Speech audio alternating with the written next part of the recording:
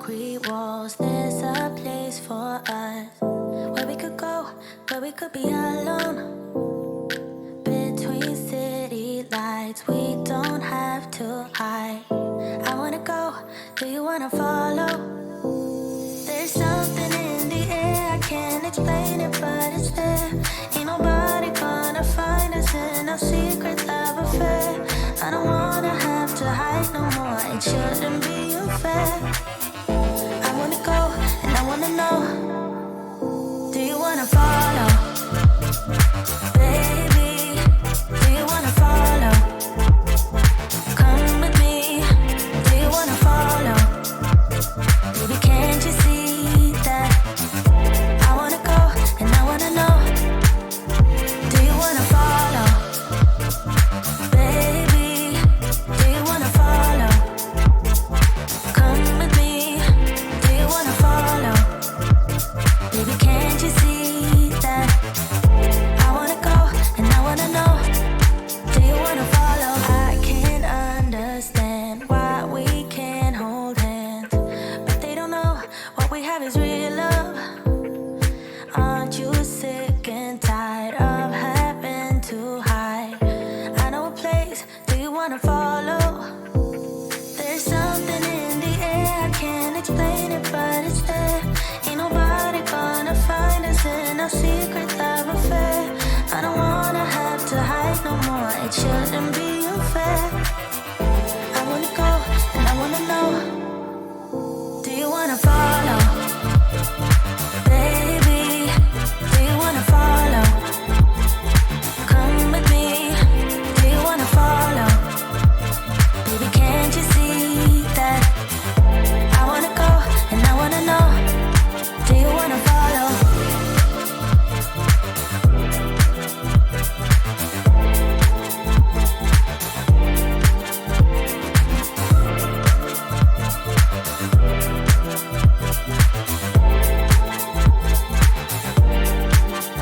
Do you wanna follow?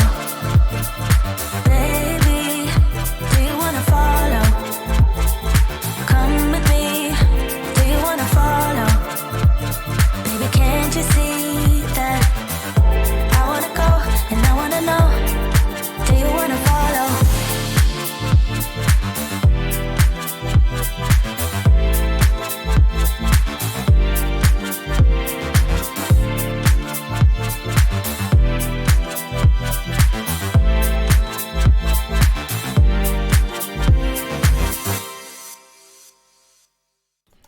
What's up, everybody? I'm Joshua Bardwell, and you're going to learn something today. It is Sunday afternoon. It's Sunday afternoon where I am, but where you are, it is the evening, because this is the European stream. If you're in the... Get out of here, Americans. We're going to all eat cheese and drink wine and... No, I'm just kidding. It's Sunday afternoon. It's 1 p.m., and we're doing a Q&A live stream, as we do. Hello, everybody. I've been saying hi in the chat while I've been listening to the awesome music, my awesome bumper music, and there are so many people here from so many places. Baptiste Janvor from France, a real FPV from Scotland. This is my excuse to practice all my character accents. I always wanted to be a comedian, and I would be a character comedian who does accents, but instead I just offend people by making fun of their accents. I'll tell you a funny story. We always start the live. We'll get to the questions and answers, but I always start the live stream with some chat just to let everybody roll in. My son watches these video games, these YouTube videos where people play video games, and one of them is this channel where these guys play Counter-Strike Go and do Russian accents. And so he started doing a bad Russian accent. And it's funny, it's cute. But I think to myself, he'll come down and he'll grab a soda out of the fridge and go, "Hello, I am drinking vodka, friend." And I'm like, that's cute. He's 8. It's okay. But if we ever actually, people, we were at a party. We were at a 4th of July party, and one of the people, a friend of mine threw this party. We didn't know anybody there. And it was like, oh, this one person's from Russia. And I immediately pulled him aside. And I said, listen, you can't do the Russian accent in front of actual people from Russia. It's And then I had to think about how to explain that, because we do it at home and it's funny. But if you go up to an actual Russian person and go, "Hello, friend, would you like some vodka?" They might not understand why your 8-year-old was doing that. And I'm like, no, it's YouTube. He watches YouTube. It's Counter-Strike. Sukulat. Yeah, you don't. And then I realized the world has gotten a lot more complicated than it used to be when I was young. Anyway. Damian Crow says, "What's up, JB? Looks like you had a nice turnout. I had an event at my house yesterday. I had a little race, had a little freestyle, had a little cookout, something we tried to do for the local, I say local community. People came from, one guy came from Naples, Florida, a 13-hour drive to come hang out at my house and race all weekend. Hey, what can I say? I want to show you guys before we get into the Q&A. I want to look at this. The race course they set up at my house was amazing. If anybody wants to create this course in Liftoff, that would be super cool. But this is yours truly. I would have won the sportsman class, except on the last race of Chase the Ace, I said, look, I'm clearly not going to take any of the prizes. So if you want me to just drop out and let someone else. So I'm proud to say I would have. And I said, are you sure you shouldn't bump me up to open? And he said, no, you're slow. Everybody else is just crashing more than you. I said, okay, I guess I'm a sportsman. So this is yours truly. And I just want to, it's 2 minutes. I just want to show you guys because I often do not show myself flying. I just sit in front of a camera and talk. And sometimes people, I can fly, you guys. Oh, well, I missed that turn. I blew out that turn. Pardon me. Good old know-it-all can fly. I can fly. Okay, I'm no Evan Turner. I'm no Alex Vanover. Okay. But yeah, look, I can fly. This is a great course. I would love to see. Actually, I think parts of this course are probably actually over the boundary line in Liftoff. I'm not sure you could create this exact course in Liftoff. I want to thank thank the guys who came out and put this event together. Jeff Simpson, the guy here in Knoxville, designed this course. And Joshua Moon is the guy who... Joshua Moon likes to put on events. Hey, that guy just passed me. Don't worry, I'll get him. Actually, I think he might be lap traffic. Joshua Moon, he said, hey, will you just... can we use your house? And I was like, sure. And he was like, I'll do everything else. And he sure did. He did all the logistics and all the organizing. And we had about 50 people turn out, about 20 racers, and about 30 other people who just sat around and waited for the racers to finish so they could fly. And then after it got dark, a guy from Greenville named, I don't know his last name. His name's Ian. Lit off some fireworks. And he was like, no, you don't need a license for these. These are all just commercial fireworks. And I was like, really? That's something. They were amazing. Anyway, there you go. Oh, yeah. The landing area right next to the porta potty. Anyway. Okay, let's get to some questions. Enough of me blabbering and showing off my mediocre flight skills. Here's what I got going on. This is what I'm looking at right in front of me. I got the chat here. Sunny FPV. Greenville, South Carolina, I think. North Carolina? You're in Greenville. I got the chat right here. Everybody's welcome. Everybody's welcome. This is this is European stream because it's at a time that's convenient for Europeans. But Americans are welcome too. Check your guns at the door. So here's the chat. I will be taking your questions in the chat. I'll be answering as many questions as I can in the chat. The way it works is when I finish answering the last question, I just glance up at the chat and I look, when am I reviewing the ethics bag? See, and then I would answer that question. But since I'm doing the intro, I'm not going to. If you want to make sure that your question gets noticed, go ahead and hit that $sign. It's a way that you can contribute and support me and the channel. And I guarantee I get your question if you do a super chat. It's the least I can do. Cheers from Germany. Thank you, Zero FPV. Cheers from Germany. And Fly and Brian wants to know, how do you put Betaflight on a Revolt OSD? We'll have to get to that question in a minute, Fly and Brian. Last thing is right here.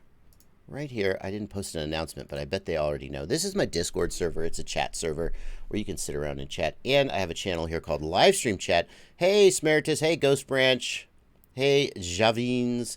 I try to get the questions here as well. These guys are my patrons. Patreon is a website where you can contribute a couple bucks a month to support me, and one of the benefits you get as one of my patrons is you get access to the Discord server, and I'll be monitoring that as well. So with all that out of the way, let's get to some questions.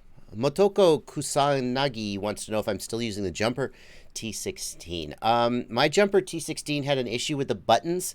So apparently the ribbon cables inside the Jumper T16 had some issue where they were getting pinched and my buttons got screwed up. So I'm not currently using the T16. I reported the issue and they will send me another one. I'm kind of like, I said this when I reviewed the T16, what I would really like to make, I wouldn't like to make the T16 my primary radio because I would really prefer it to have better gimbals. I don't mean, like, I've always said I'm not a gimbal snob. People try, like, Futaba gimbals, and they're like, oh, it's so smooth, and the recentering is so tannins. They just say all these things about the tension, the way the tension builds is so even. And I'm like, I don't know, man. I just fly it. If it doesn't feel like it's got rocks in it, I'm happy. So the gimbals on the T16 were fine for me, but I know that these cheap potentiometer gimbals wear out quickly. They wear out in about 6 months or a year of my normal use, and I just would prefer to have Hall effect or more high-end gimbals. So there were a couple other little things I asked for in the T16. And the other one was the internal module. I would really, really like the multi-protocol module to be internal so that I can stick my Crossfire in the back and I can have both of them without having to yank a module out and swap it. So people have asked me, am I using the T16 as my primary radio? And I've always said, I'm holding out. I'm hoping. Because if I say, yeah, no, that's great. I'll live with it. Then what's their motivation to, like, do what I want? I mean, that's a really blunt way of putting it. So I would really, for now, I'm still using my X9D. It does everything I want. But I hope that Jumper will release an upgraded T16 with the things I asked for, and maybe at that point I will consider making it my primary radio. I do like the radio a lot. What are my thoughts on the F7 flight controller, asks FPV Freaky. Well, here's the thing. When 32 kilohertz was what everybody was leaning towards, you needed all the processor cycles you could get. Even an F7 flight controller, depending on what you were doing, couldn't run like full out at 32 kilohertz. If you're running Betaflight, though, the motivation for F7 is much less than it was. Betaflight got rid of 32 kilohertz sampling. Their argument was that in more often than not, 32 kilohertz sampling caused more problems than it solved. And that with things like the RPM filter and dynamic filtering, the Betaflight devs felt that they could get better results with just regular 8K sampling from the gyro. And at that point, you don't need the processor speed of an F7. When we get to things like the RPM filter, which is a new thing that's coming out with Betaflight 4.1, people are still testing it. That is actually pretty processor intensive, and F4s can run it at 4 kilohertz. F7s can run it at 8 kilohertz. So maybe.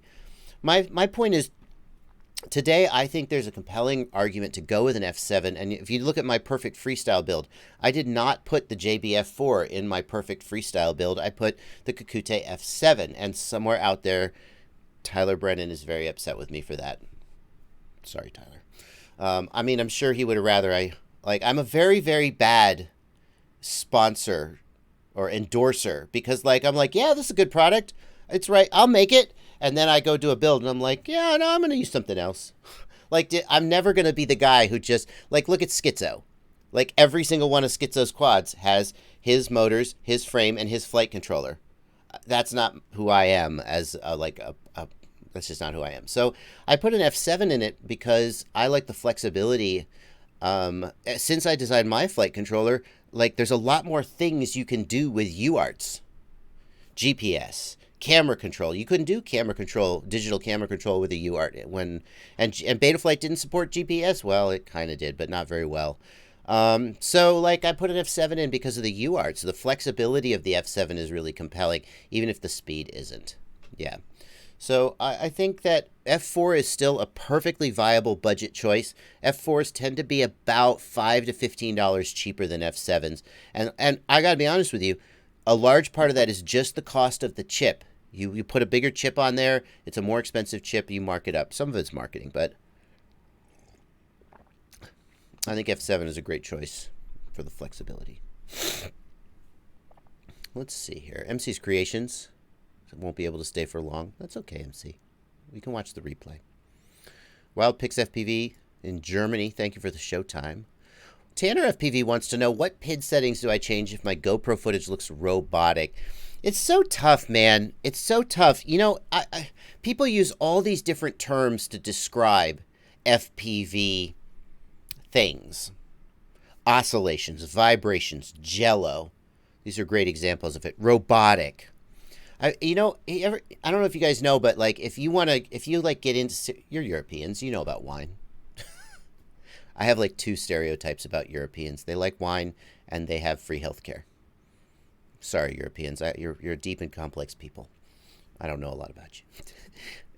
If you get into wine drinking, you can do these like wine schools where they teach you how to taste all the different. You know how a wine taster will go, I taste notes of vanilla and apricot, and they'll teach you how to taste all these different, because it's not like literally the wine tastes like apricot, but that wine connoisseurs have developed this language to describe the flavors of wine, and they all agree on the language.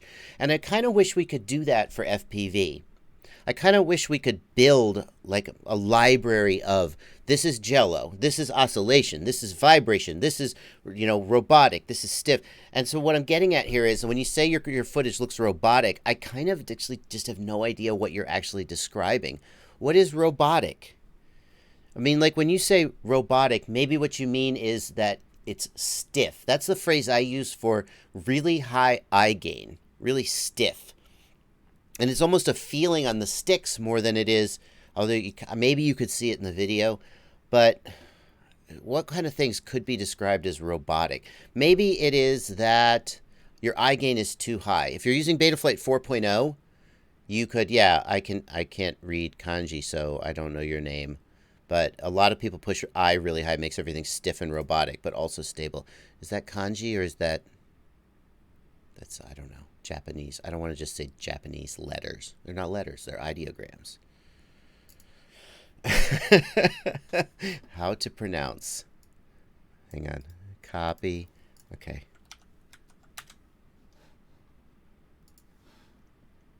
Oh, you have a YouTube channel. How to pronounce. I think it's really important to get people's names right.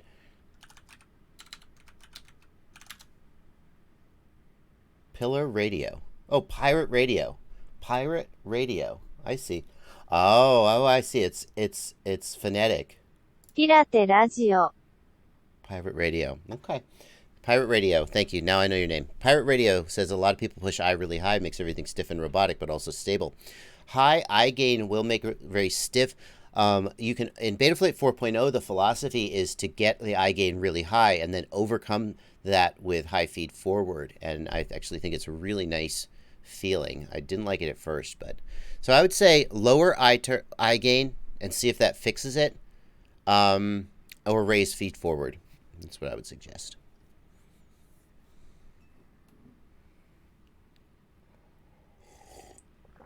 James Douglas asks, have you had any issues with the Teco 32 ESC that came with the Kakute V7 stack? I'm sorry to say, it's so hard, James, when you hear rumors of, like, ESC, people smoke ESCs all the time. And that's not always the ESC's fault. So,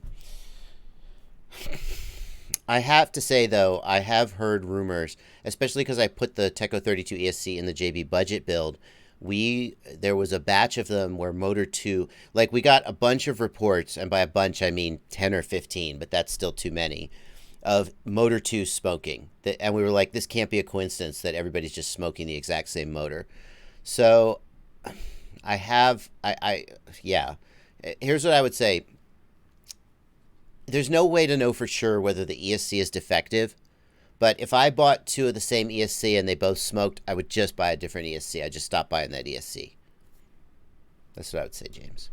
Okay, we got a ton of super chats coming in. I'm going to get those out of the way. Let's go back to Flying Brian and says, how do you put Betaflight on Revolt OSD? To be honest with you, Brian, so I know that you can do it. I know that Betaflight will run on the Revolt OSD, but I don't know how to do it. So like, here I am on the Betaflight wiki, and I would just start trying to follow these steps on the wiki, Brian. So this is for a $2 donation. I hope you feel like you're going to get your value out of it. But these are the steps in the wiki and I would just work my way through that. Right. So there is a step here. Pardon the hiccup there. Sorry about that. Thank you, James Douglas, for $2. No question, just $2. Thank you. Yeah, Boyd. Yeah, Boyd. I always feel good reading your name. Yeah, but I feel good because it's like Boyd put a cheer in front of his name, right? You never just say, "Oh, there's Boyd." You go, "There's Boyd." It just makes me happy. Do I invert or not my TX1 for FreeSky receiver S-Bus on the Revolt OSD Lite Crickets FC? Got all these race flight questions coming in. I'm gonna have to frickin'.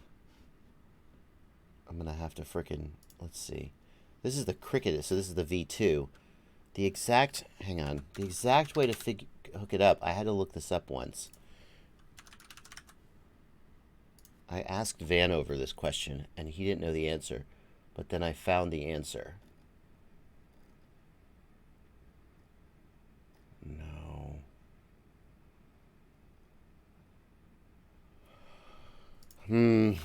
So at this point, I'm just Googling it for you, my friend.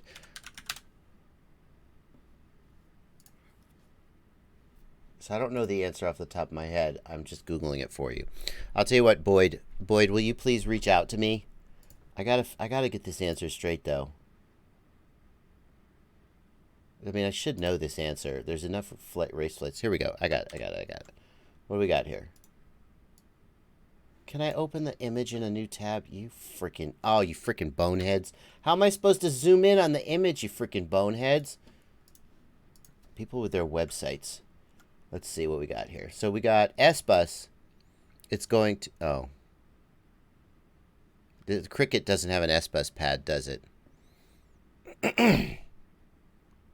Okay.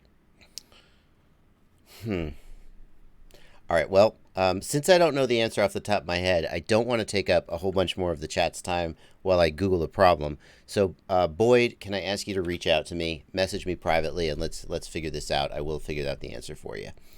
And then I'll try and remember the answer for next time. I have a Cricket FC that I got in my quad box. Maybe I should do my next build with the Cricket FC so that I know a thing or two about Flight 1 and Falco.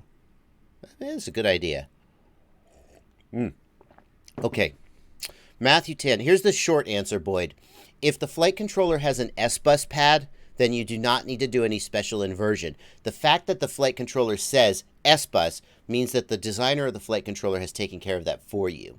Now, the confusing thing about the Revolt is that it has UARTs, and they have a solder bridge that you can do to invert the UART. So you have to decide.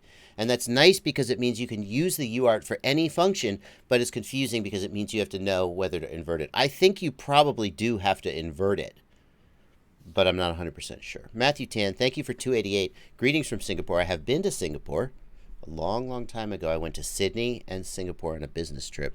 I really enjoyed my time in Singapore, although I enjoyed the food in Singapore, but after 2 weeks on the road, I really got lonely from some Western food. The only place I could find to go in Singapore to get like food that I really recognized as home was a Hooters. So there I am in Singapore wandering into a Hooters, and like, I'm just here for the burgers. Singapore and Hooters is different. I mean, Hooters in Singapore is different from Hooters in America.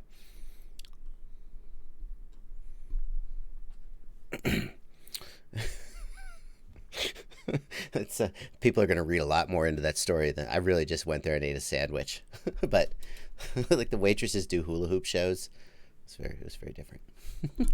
Flying Brian says you do not have to invert for S-Bus. Well, why'd you ask me, Brian, if you already know the answer? Now I spent 5 minutes looking like an idiot. Jeremy Sarge, can you explain feed forward in Betaflight 4.0? Jeremy, here's what feed forward does, and this is not a super chat. I'll be back to the super chat in a second. What feed forward does is it adds. So think about the PIDs. Each of the PIDs, the P, the I, and the D. Think about the PIDs as, let's imagine that you got like something that you're trying to move, right? You're trying to move something, like you're pushing a giant rock. I don't know. And you got 3 guys, and they can either push on the rock or they can pull on it.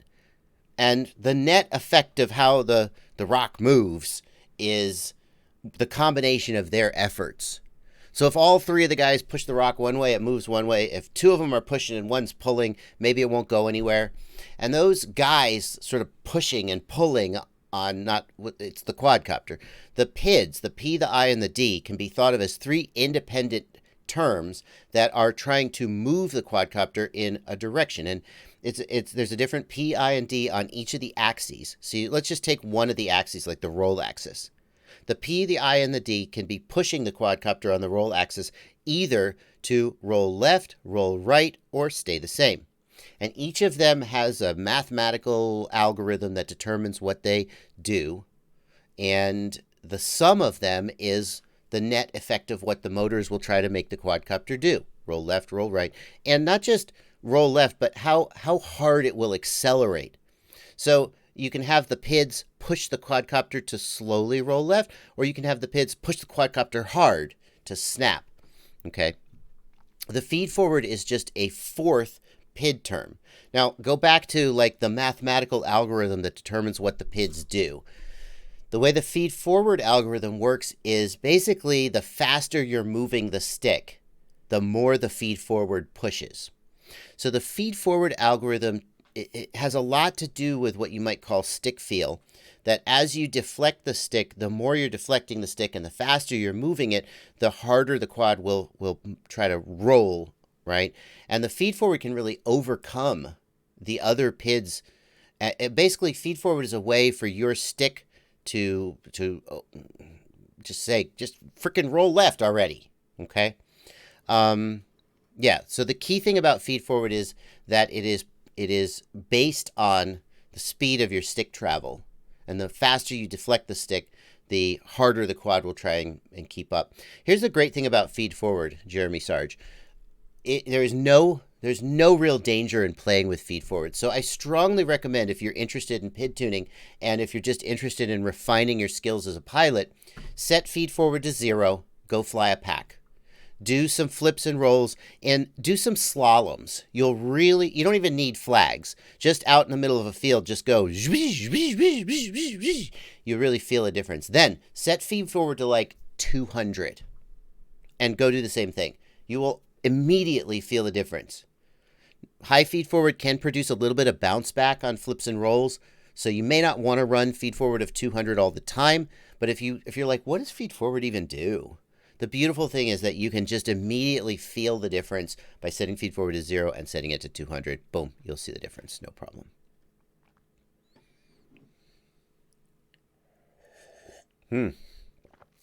Alrighty. Getting back to the super chats, let's just clear these out. Martin Tiger, thank you for $5. After my recent crash, 2 ceramic caps fell off my ESCs. Can I still fly? Do I have to solder them back on? Martin Tiger, if you have the skills and the equipment to solder them back on, you can, as long as they didn't rip off a pad. You can fly without the caps, and sometimes it'll be fine. The caps are providing filtering of electronic noise, so you'll be more likely to have a desync. And in some cases, the quad will just start death rolling. So definitely don't just go start flying over the ocean. The thing is, the capacitors are usually in banks, and there'll be like 5 or 7 capacitors in a row. And if you lose one of them, it's not a deal breaker, but it could kill your ESC. Your ESC could just have too much noise and not be able to fly. So there's your answer. Thanks for $2, Sparky Josh. Thanks for a €1 drone artists.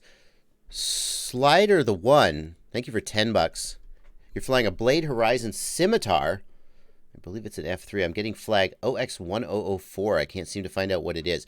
The problem there, Slider One, is that you have an old version of Betaflight that doesn't give the flag codes. It's just giving the numerical hex flags. Yikes. Oh, man. I can't remember how to convert. I made a video showing how to do it. Let's see if I can figure out how to convert the hexadecimal code. No, not this. Hang on. So many, yeah. How do you convert the hexadecimal code? You have to convert it to binary, don't you? Hang on.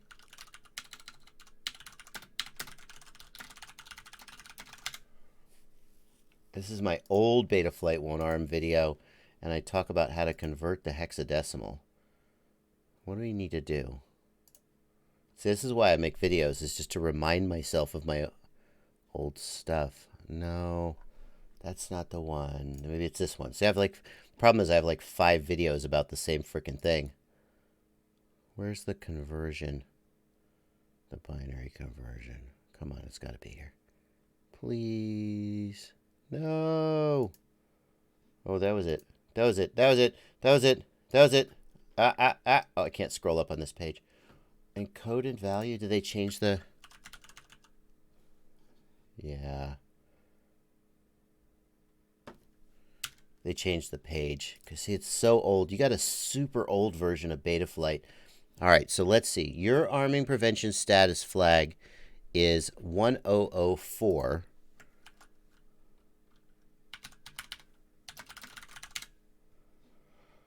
Which is, oh my God, shift left 2, 0, 1, 2, 3, 4, 5, 6, 7, 8, 9, 10, 11, 12.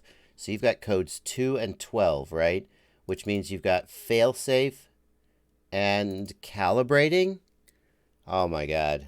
I'm not confident that that's right. Slider the one, is it possible for you to update the freaking firmware on this thing from the old firmware you've got to get a decent status code? So here's what I would say, Slider the one. Here's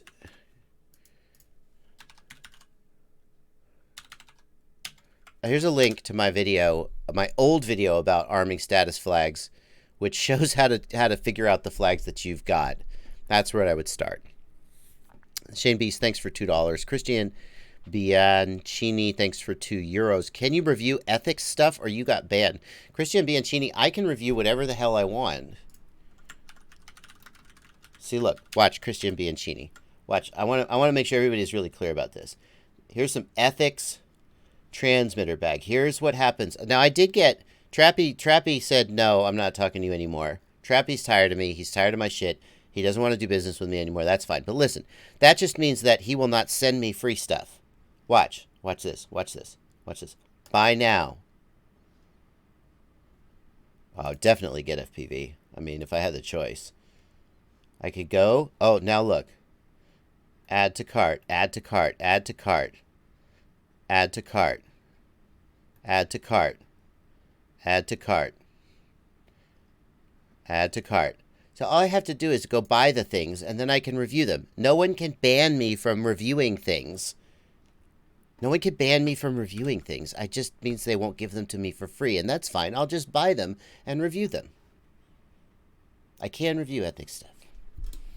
I mean, I often don't, because a lot of it isn't that interesting to me. But that doesn't mean I can't. Drone Artist, thank you for €1. Madeline McCann, thank you for £5. Drone Artists, Joe Graves. Can I use a race flight controller with my 4-in-1 ESC? Yes, absolutely, Joe Graves FC. You can use any 4-in-1 with any flight controller. Just the pinout, the plug may not be compatible. So you got to look at the pinout. And you should do this anyway. Everybody, listen, beginners, noobs, if you're starting with a 4-in-1 ESC and a flight controller, do not assume that you can just plug them together and it'll work. I know, wouldn't you think that would be the case? But no, you could fry your flight controller. The pins, even if the plug goes in, the order of the pins is not necessarily correct, and you could fry things. So you always have to check the pin out and make sure that it's compatible. So yes, you can use any flight controller with my 4-in-1 ESC. You just you may have to build a custom cable set. So what I like to use is this. No, not this. Sorry, Mr. Steele. You're out of here, buddy. I shouldn't tease ethics. I actually like, I mean, I've met Mr. Steele. I'm not going to claim like we're super good friends, but like when I've been in Atlanta, we've had dinner. Not Not like just like him and me privately. I mean, like at a big dinner where the Rotorite guys are there. He comes out. We've hung out. We've talked. He's cool. I have no beef with him. You could probably say that I have beef with Trappy. I mean, it would be disingenuous to pretend that like, no, it's all cool. We're cool. I mean, he doesn't like me. I don't anyway. But I like Steel, and his, I'm happy for him that his ethics brand is really taking off and he's doing good. And he bought a Miata and he bought a Lotus and bought a new house, and he seems like he's doing okay. Damn it, I'm so bad at this. I'm trying to be like, no, Steel's cool, and I somehow managed to taper off into something that sounds like I'm shitting on him. I'll just shut up. I'll just shut up now. It's over. So what I like to do is I like to use this JST set right here. This is from Race Day Quads. You can find this other places though. And basically it's pre-made, pre-crimped wires. But then with plugs that you can put. They added some new plugs, didn't they? What are these? What are these plugs? Oh, they're including Molex Pico Blade too. Holy crap, that's amazing. So now they're doing the SH 1.0 and the Pico Blade. So basically you can build your own cable harnesses. Costs about $5. That's way, I mean, this is probably like 14 cents worth of materials, but if you've ever tried to crimp these yourself, holy crap, it's impossible. So just spend $5, get this, and you're good. Okay.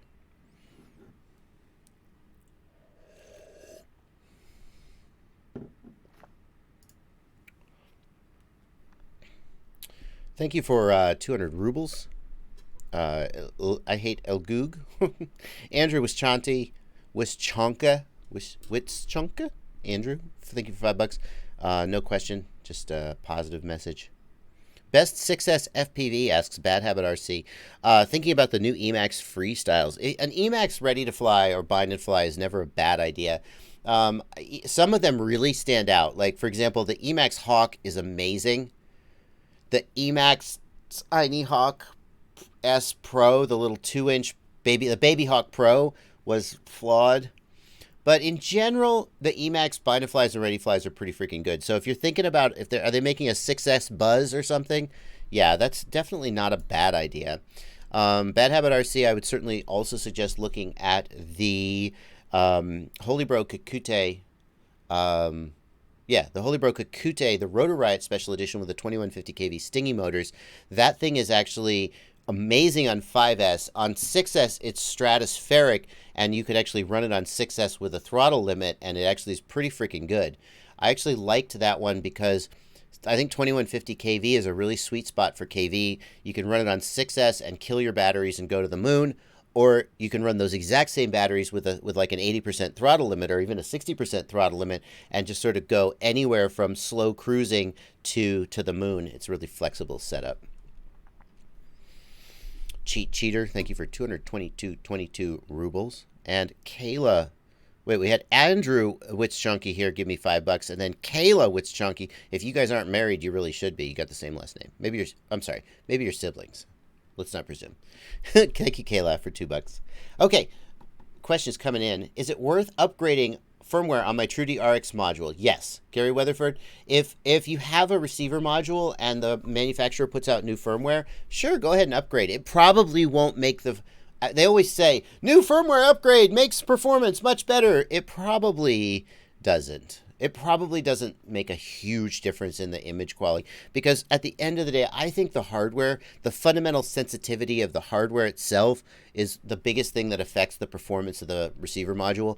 But if they put new firmware out, maybe they made it a little better and they may have added some new features or updated the interface. So yeah, update the firmware. It's easy. Go ahead.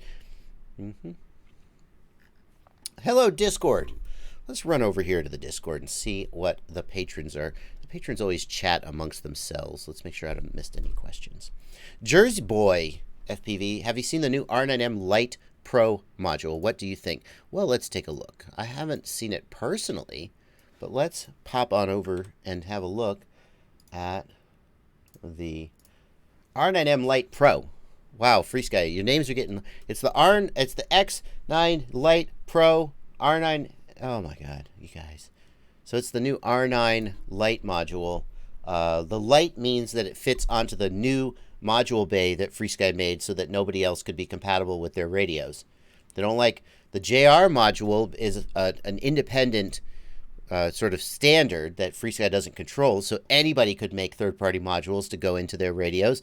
FreeSky doesn't like that. They want to close off their ecosystem and lock people out. Boo. Boo. So they've made this light form factor, and this is the new R9 module for them. Let's see, what's different about it, other than the fact that it works? Yeah, it goes up to 1 watt. All right. I mean, what's there to say? What's there to say? It's an R9 module for the new access radios. Yay. R9 is good. Skadoosh says, FreeSky sucks ass. People have strong opinions. Tony Dean wants to know what the Discord invite link. Thank you, Tony, for the opportunity to remind everybody that the way to get access to my Discord server is to join my Patreon. You can join for as little as $2 a month, and then you get... I mean, to be honest with you, I answer everybody's questions anyway for free. So you could just message me on Facebook or email me, and I'll do my best to answer your question. But if you want exclusive access to my Discord server so you feel special, and I do check the Discord server first in the morning when I get up and start answering my messages. So if you want access to the Discord server, that's how to get it. Link to the Patreon down in the video description. Anyway, back to the Discord. So the answer to your question, I guess, is yes, I've seen it. And, you know, what's there to say about it? What's there to say about it? CM Reaper wants to know, what would be my ideal radio for Crossfire? Right now I'm using the X9D. The good thing about the X9D is that it doesn't need modification. Like the QX7 is cheaper, but the QX7 requires the inverter mod, and a lot of people aren't comfortable taking a soldering iron to their brand new radio. The X9D works without modification. It doesn't have the best screen. Like the X10 or the Jumper T16 have a better screen than the X9D, but overall I live with it, and I've kind of gotten used to that stupid screen on it, clickety clickety clickety with the buttons. So I get it done. I like the ergonomics on the X9D quite a lot. I think they're very good ergonomics. And it's not too expensive. For about $250, you can get the fully upgraded version of it with the Hall effect gimbals and all the good bells and whistles, and I think it's a decent radio. What other radios? Oh, the other thing about the X9D is, like, I use the Crossfire micro module, which goes up to 250 milliwatts. If you're a typical 5 gigahertz FPV pilot, that is all you need. You only need the full module goes up to 2 watts. You really only need that if you're pushing long distance. Like, you will never run out of Crossfire link range with the micro module if you're doing typical 5 gigahertz. I guess the other thing about... what does happen, though, is, you know, Crossfire has 50 hertz and 150 hertz polling modes. The 150 hertz is the ultra low latency, that Crossfire is known for. And at 250 milliwatts, it does drop down to 50 hertz more often than some people would like. But I'm not a latency hound either. I don't feel a massive difference. So, I mean... Here's what you like. If you're the people who care most about the latency are the racing pilots, and those guys are always operating at 25 milliwatts anyway, or whatever. Because when you have too many Crossfire pilots at once, and they're all at 500 milliwatts, then they start stomping on each other. So I stand by that statement. The micro module is fine. Go in the back of the X9D. I think it's a good radio. That's where I would go.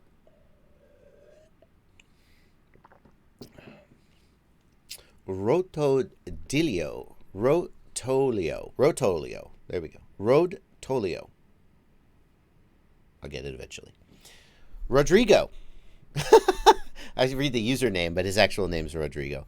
He wants to know, when I'm binding my receiver to my controller, which option should I select to be able to have RSSI on my OSD? I mean, D16 or D8. You want, Rodrigo, you want D16, and you want with telemetry. That's going to give you the telemetry. Now, the key thing there, though, Rodrigo, is that the receiver has to support D16 mode, and it has to support telemetry. So, for example, if you've got an XM Plus receiver, it supports D16, but it doesn't support telemetry. You will not get telemetry from that receiver no matter how you bind it. So I recommend, if you want telemetry, the RXSR is the receiver to go with. It has telemetry and D16, and that's what you're going to want. Anthony Teasdale flies R9 and enjoys it, but cannot use the access benefits. Oh, yeah. So let's have some FreeSky drama. Sure, why not? So FreeSky, they put up this link for a receiver.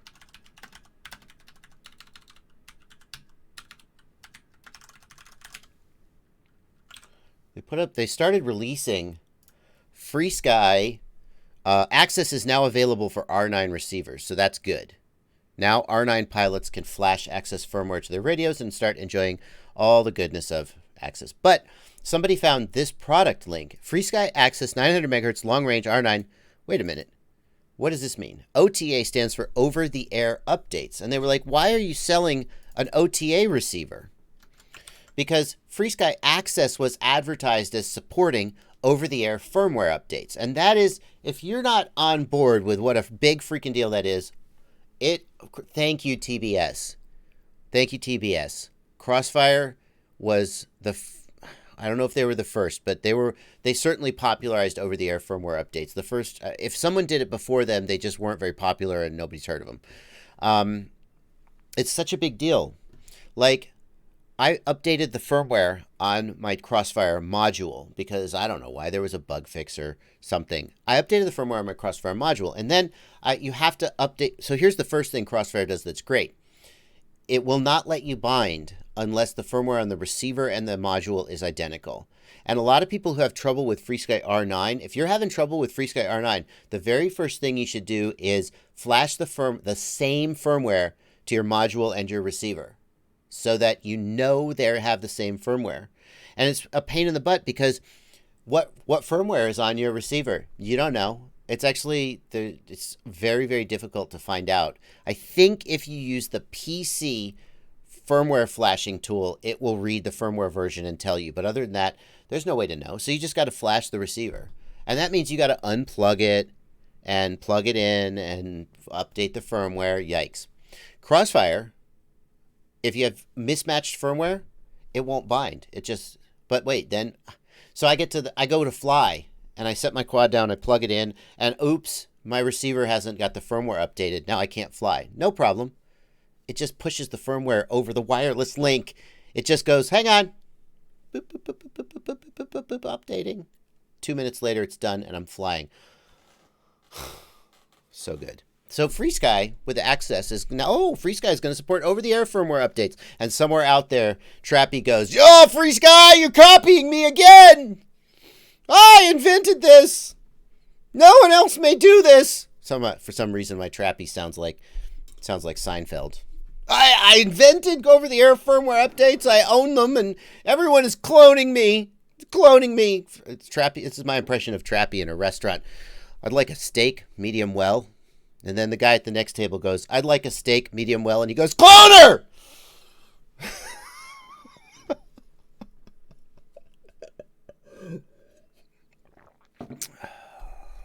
I'm working on material for my one-man show. Okay.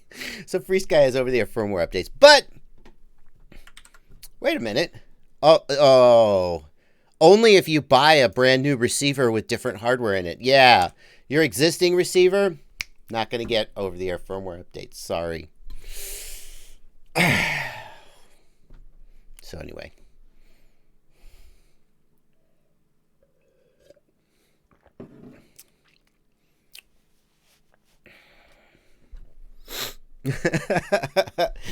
Sorry for the loud.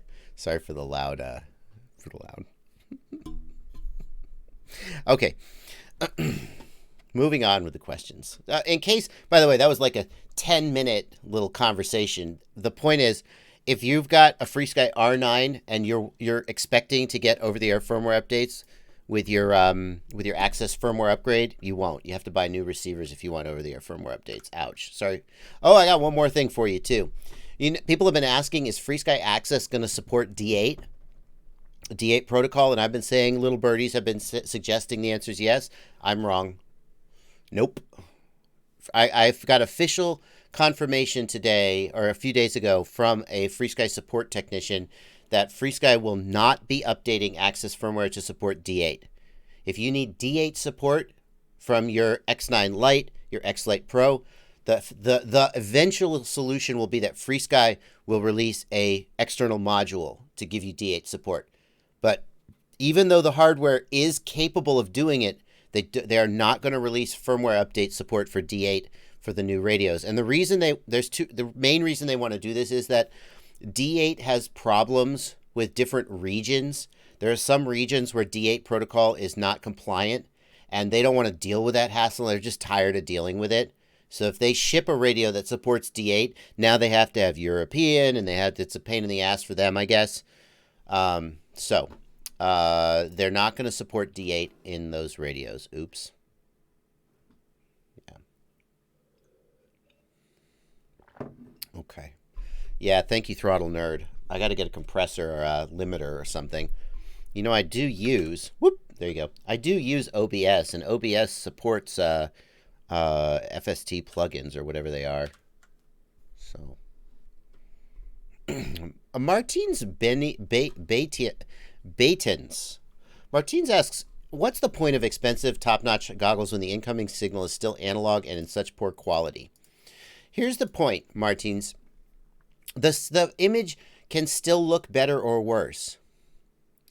I had a race at my house this weekend. You may have heard. I don't know if most of you probably didn't hear. I had a race at my house this weekend, and one of the nice things about having people come out is there was a guy, and he was like, I'm thinking about what goggles to get. I went and just grabbed the EV200, the Attitude, the Sky Zone, and I just stuck them on let him look in them and compare them. There's no substitute for that. When I review goggles, I put the camera in the goggles to try and let you get a sense of what it's like. It's not the same. If you're buying goggles, if at all possible for you to actually look in the goggles, you gotta do it. And I know that's not an option for everybody, but you gotta do it. Because he looked in the goggles, and here come the people who are going to accuse me of fat shark shilling, but it's just the truth. This is just what happened. He looked in the Attitude V5s, and he was like, holy crap.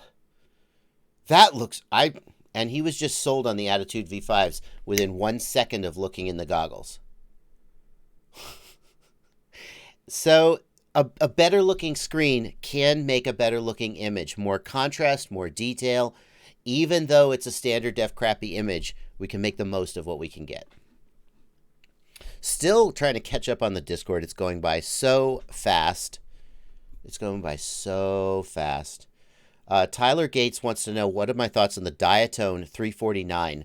I like the Diatone 349. I didn't like the 249. The 349 is quite good.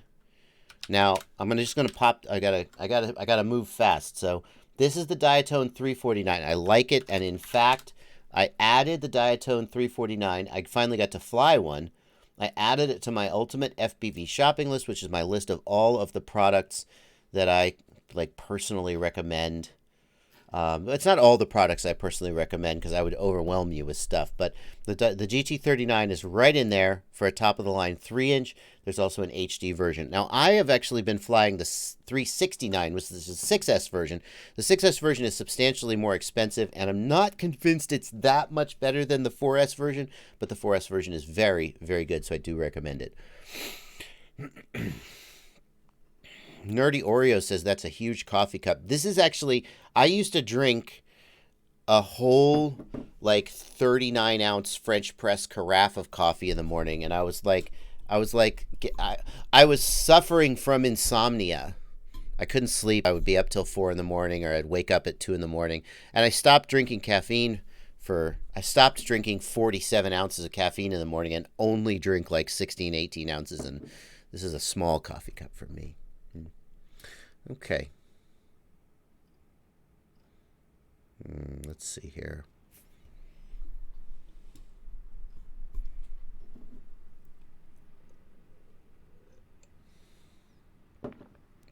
Ghost Branch FPV wants to know, I just went from a 2-inch RunCam split build to a 3-inch Megabee, so I could carry a GoPro for my Cine whooping. The problem is that the bigger props create more ground effect and dirty air, so that as he gets close to objects, it gets bobbled around. No, there's no way to tune that, Ghost Branch. That is just exclusively a physical phenomena. I don't know any way to tune that. Ground effect is proportional to the size of the prop. So the smaller your props, the less ground effect you're going to get. Ducts may help. Ducts may help because they're going to direct the thrust downward, and you get less proximity effect, but it may actually make it worse because the props, I don't know. I don't think you can tune it, though. Okay. Jetty Jacob says, I'm disturbed that TBS shut Josh out, I guess because he was right. Hang on. No. I want to be really careful because you guys don't have the full perspective on like the interactions between like me and TBS. And so you guys kind of want to boil it down.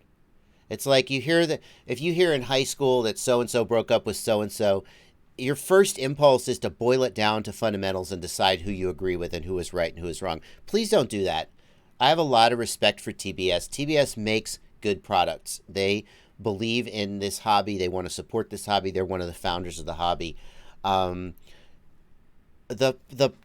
problem is that companies that I'm gonna Trappy wouldn't agree with everything I'm about to say, so I'm not going to try to speak for him, but I'm going to try and put this as neutrally as possible. Companies that make products have different motivations than people who review products. And sometimes reviewers kind of get on the same page with the companies, and sometimes they don't. And I've never been willing to get on the same page with a company like TBS. Sometimes that means I get it wrong. When I reviewed the TBS Unify and I tested it and I found that its output power was low, my first thought was not, I should ask TBS about this. My first thought was release the results. I am first and foremost beholden to the test results, the test procedure, and ultimately to you guys. It turns out I was wrong. If I had gone to TBS and said, your Unify is only putting out 400 milliwatts, they would have said, that's impossible. And we would have worked through it, and I would have not made that mistake. But because my first impulse is never to go, hey, your stuff that looks a little weird, is that right? That means that sometimes I release wrong results. It means that I don't always have the benefit of the manufacturer helping me. But the flip side is that the manufacturer never wants you to release bad results. And that's why my first impulse is never to go to them and ask them for insight. Because let's say I was 100% correct and I say, hey, your VTX is only putting out half what it's supposed to. They would immediately be, oh, that can't be right. They will always say that can't be right. Oh, that's not right. Wow, you must have had a defective one. Let us send you another one. Okay, well, now I got to do another round of testing. No, that one was the same. You know what? That one was probably defective too. Are you sure you're on the latest firmware? And they will just give me the runaround forever, never wanting me to release the results. Eventually, I have to release the results. So, at the end of the day, TBS doesn't like how I review products. Sometimes I have in the past. They're legitimately annoyed at me because I get the Unify review wrong, and I made a lot of trouble for them. I didn't mean to, but I understand why they're annoyed. And then what was the final straw? I don't even remember. What was the final straw? What was the last thing he got? Oh, the TBS Aram antenna. Now, okay, so that one, I just don't think that they like that I panned their product, and they were like, all right, we're done with you. But okay, you know what? Here's the thing. If they say you panned our product and we're not going to give you free product anymore, that's fair. Nothing wrong with that. Nobody's obligated to give me product for review, especially if I give it bad reviews. So, no, not a problem. No hard feelings. All right. Okay, I'm moving on. Back to the regular chat. Back to the plebs. How do we switch from BLHeli-S to BLHeli-32? Asks JF Mayu. Is it just a firmware? No. The firmware is linked to the hardware. So if you have BLHeli-S ESCs, you cannot flash BLHeli-32 firmware to them. You have to buy new hardware.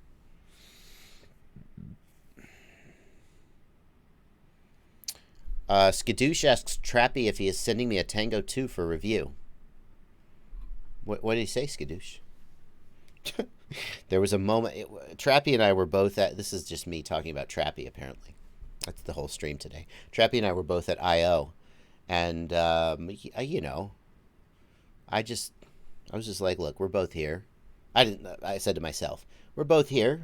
We're both doing our thing. I'm just going to stay out of his way. You know, I don't feel any need to, like, go get in his face. You know, I just I'll respect our. And at one point, Alex Vanover was flying for Team TBS. And at one point, we needed we wanted to borrow his golf cart to go back to camp to get something. And somebody was like, hey, will you go ask Alex for his golf cart key? And I start walking over there, and he's talking to Trappy, and I'm like, nope. I walked back, and I was like, you go ask him for the key. And they're like, why? And I'm like, just trust me. You go ask him for the key. Can I post my GoPro session settings? Asks Jersboy FPV. Here they are, Jersboy. Get ready for it. Get ready for it. Jersboy FPV. They are, I'm writing this in the chat, 2.7K, 30 FPS. Oh, I shift entered. I didn't mean to put it all. Okay. So can I not put a line break? 2.7K, 30 FPS. I can't put a line break, so I'm just going to put it all in one line. Super view, super view, field of view. I think FPV looks best in super view. ISO lock at 400. ProTune on. Oh, you have to have ProTune on to lock ISO. So let me put that earlier. ProTune on. ISO lock at 400. I use flat color. If you're not going to do grading in post, use GoPro color. Sharpness medium. I think GoPro high sharpening is a little too high. And what am I missing? 2.7K 30 super ProTune ISO flat sharpness medium. That's it. That's it. Those are my settings. If I had to choose between Super View and ProTune, I would probably choose Super View. Yep. I'd choose Super View. Is Hypersmooth worth the money? What's the downside of using it? Barad FPV, Hypersmooth is pretty amazing, especially if you're trying to do cinematic stuff. For freestyle, I don't think Hypersmooth looks great. It does really clean up some of those little bibs and bobbles. Just the little, like, let's say you're going for a gap, but you didn't quite line the gap up right, and you kind of just yaw left a little. Hypersmooth takes all that out. It really is very, very good. But I just prefer freestyle to be kind of pure and clean. But is it worth the money? That's tough. If you have props in view, don't use Hypersmooth, because your props will kind of move as Hypersmooth does its thing, and it'll be very, very distracting to your viewers. So don't use Hypersmooth if you have props in view. The thing is, you can buy a Hero 6 for about $230, and you can buy a Hero 7 for about like $400. The Hero 6 is pretty freaking good for $230 if you want to carry a full-size Hero. Is Hypersmooth worth the additional nearly $200? I mean, don't get me wrong. The Hero 7 has other advantages. It just is a bigger sensor and a better looking image. But if you're coming from like a Hero session and you're like, where am I going next? You can still buy Hero 6's refurb or new for about $230, and that's pretty compelling. I don't think Hypersmooth for me is a killer feature, because I don't use Hypersmooth for my freestyle. I would rather you guys just kind of see what I'm doing. But if I was Johnny FPV, Hypersmooth all day long. Now Johnny uses Real Steady, or whatever he uses. I don't know that he probably uses Real Steady because it's the best. But Johnny most likely stabilizes in post, I would guess. Johnny's videos are very highly edited with a lot of production, color grading, so I would guess that he stabilizes in post, at which point perhaps he wouldn't want to use Hypersmooth on the camera. I don't know his process. But my point is, if you're trying to create cinematic content like Johnny, Hypersmooth is absolutely just worth having 100%. But if you're just doing freestyle, Hypersmooth is not really a must-have. John Grizawiak wants to know, what do you do when you toast one motor and it's no longer sold? Are the 3 remaining just junk now? John, as long as you pick a motor of similar size and KV, you probably won't notice the difference. A lot of times you can buy similar motors from the same OEM, like T-Motor and the Hype Train. T-Motor OEMs the Hype Train motors. So like the Hype Train 2306 2400 kV, very, very similar to the T-Motor F40 2400 kV. So sometimes you can find a similar motor. You could mix them. Some pilots will swap them. It just depends on how much money you have. I see a lot of guys at the local flight club who just don't have the money to just trash 3 motors just because one broke, and they'll just fly a mixed batch. It's not a big deal.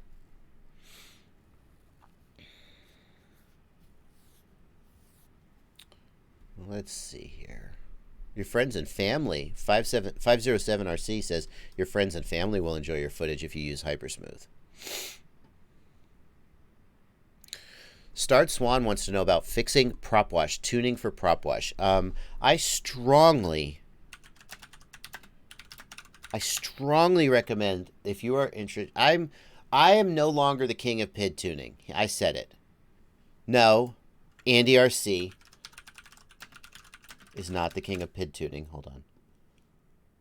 Where is, hang on. I got to show you guys the reference. I didn't have it ready. Now you have to wait while I bring up the video. Come on, come on, come on. No, no. Oh my God. Oh my God. Okay. Yeah. So UAV Futures did a video. He said, "Did Andy RC just beat Bardwell as the new king of PIDs?" No, Andy RC is not the king of PIDs, but I'm acceding my throne to UAV Tech because he made, and not because he's a better PID tuner than me, although maybe he is, but because he is making an excellent tutorial video. That's how you beat me at my own game. You don't beat me by being a better pilot than me, not that that's hard, or by being a better PID tuner than me. I feel like I'm a pretty good PID tuner. What I am really good at is making educational content. That's why people say, why is Joshua Bardwell so prominent? He's not the best pilot. He's not the best builder. I'm okay builder. Maybe I'm not even the best PID tuner. And you know what I do that none of those other people do? They're too busy building quads, flying quads, tuning PIDs, having a good time out there, and I'm in here making content for you guys. But UAV Futures is going to take it away from me because look what he did. PID tuning principles. Step 1, filters tuning. I hope you put this in a freaking playlist. Did you put this? Hey, Mark, how's it going, buddy? Please tell me you put this in a playlist, Mark. YouTube 101. Okay, here we go. Perfect. You guys, if you're interested in PID tuning, and by the way, we're going back to this question from Starred Swan, who asked about getting prop wash out. Boom. This is where you need to go. This is freaking gold right here. This is brilliant.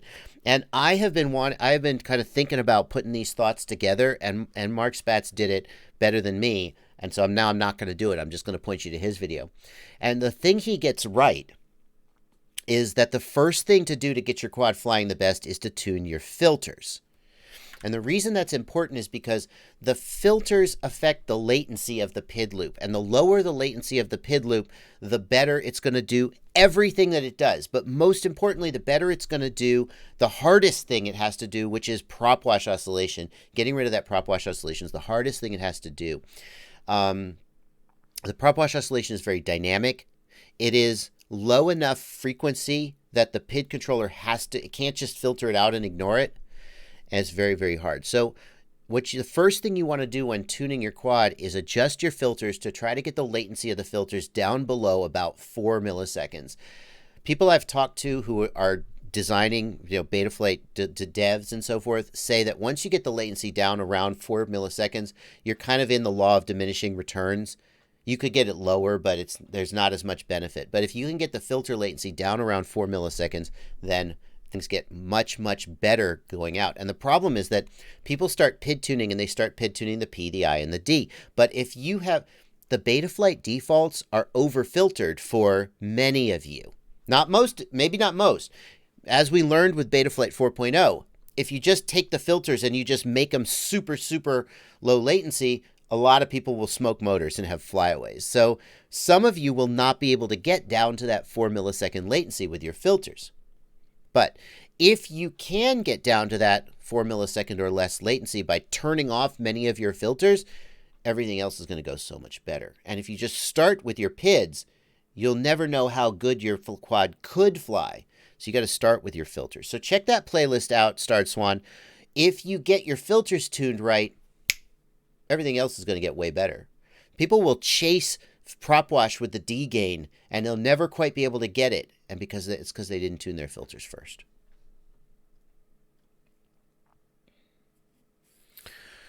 Raptor King of the Brozone. Any tips for flying IRL with confidence like I do in the sim? It's hard to progress as a pilot when I've got this pilot's block because I'm concerned about breaking my quad. Here's the thing, Raptor. There is a balance between your skill as a pilot and your fear of breaking the quad.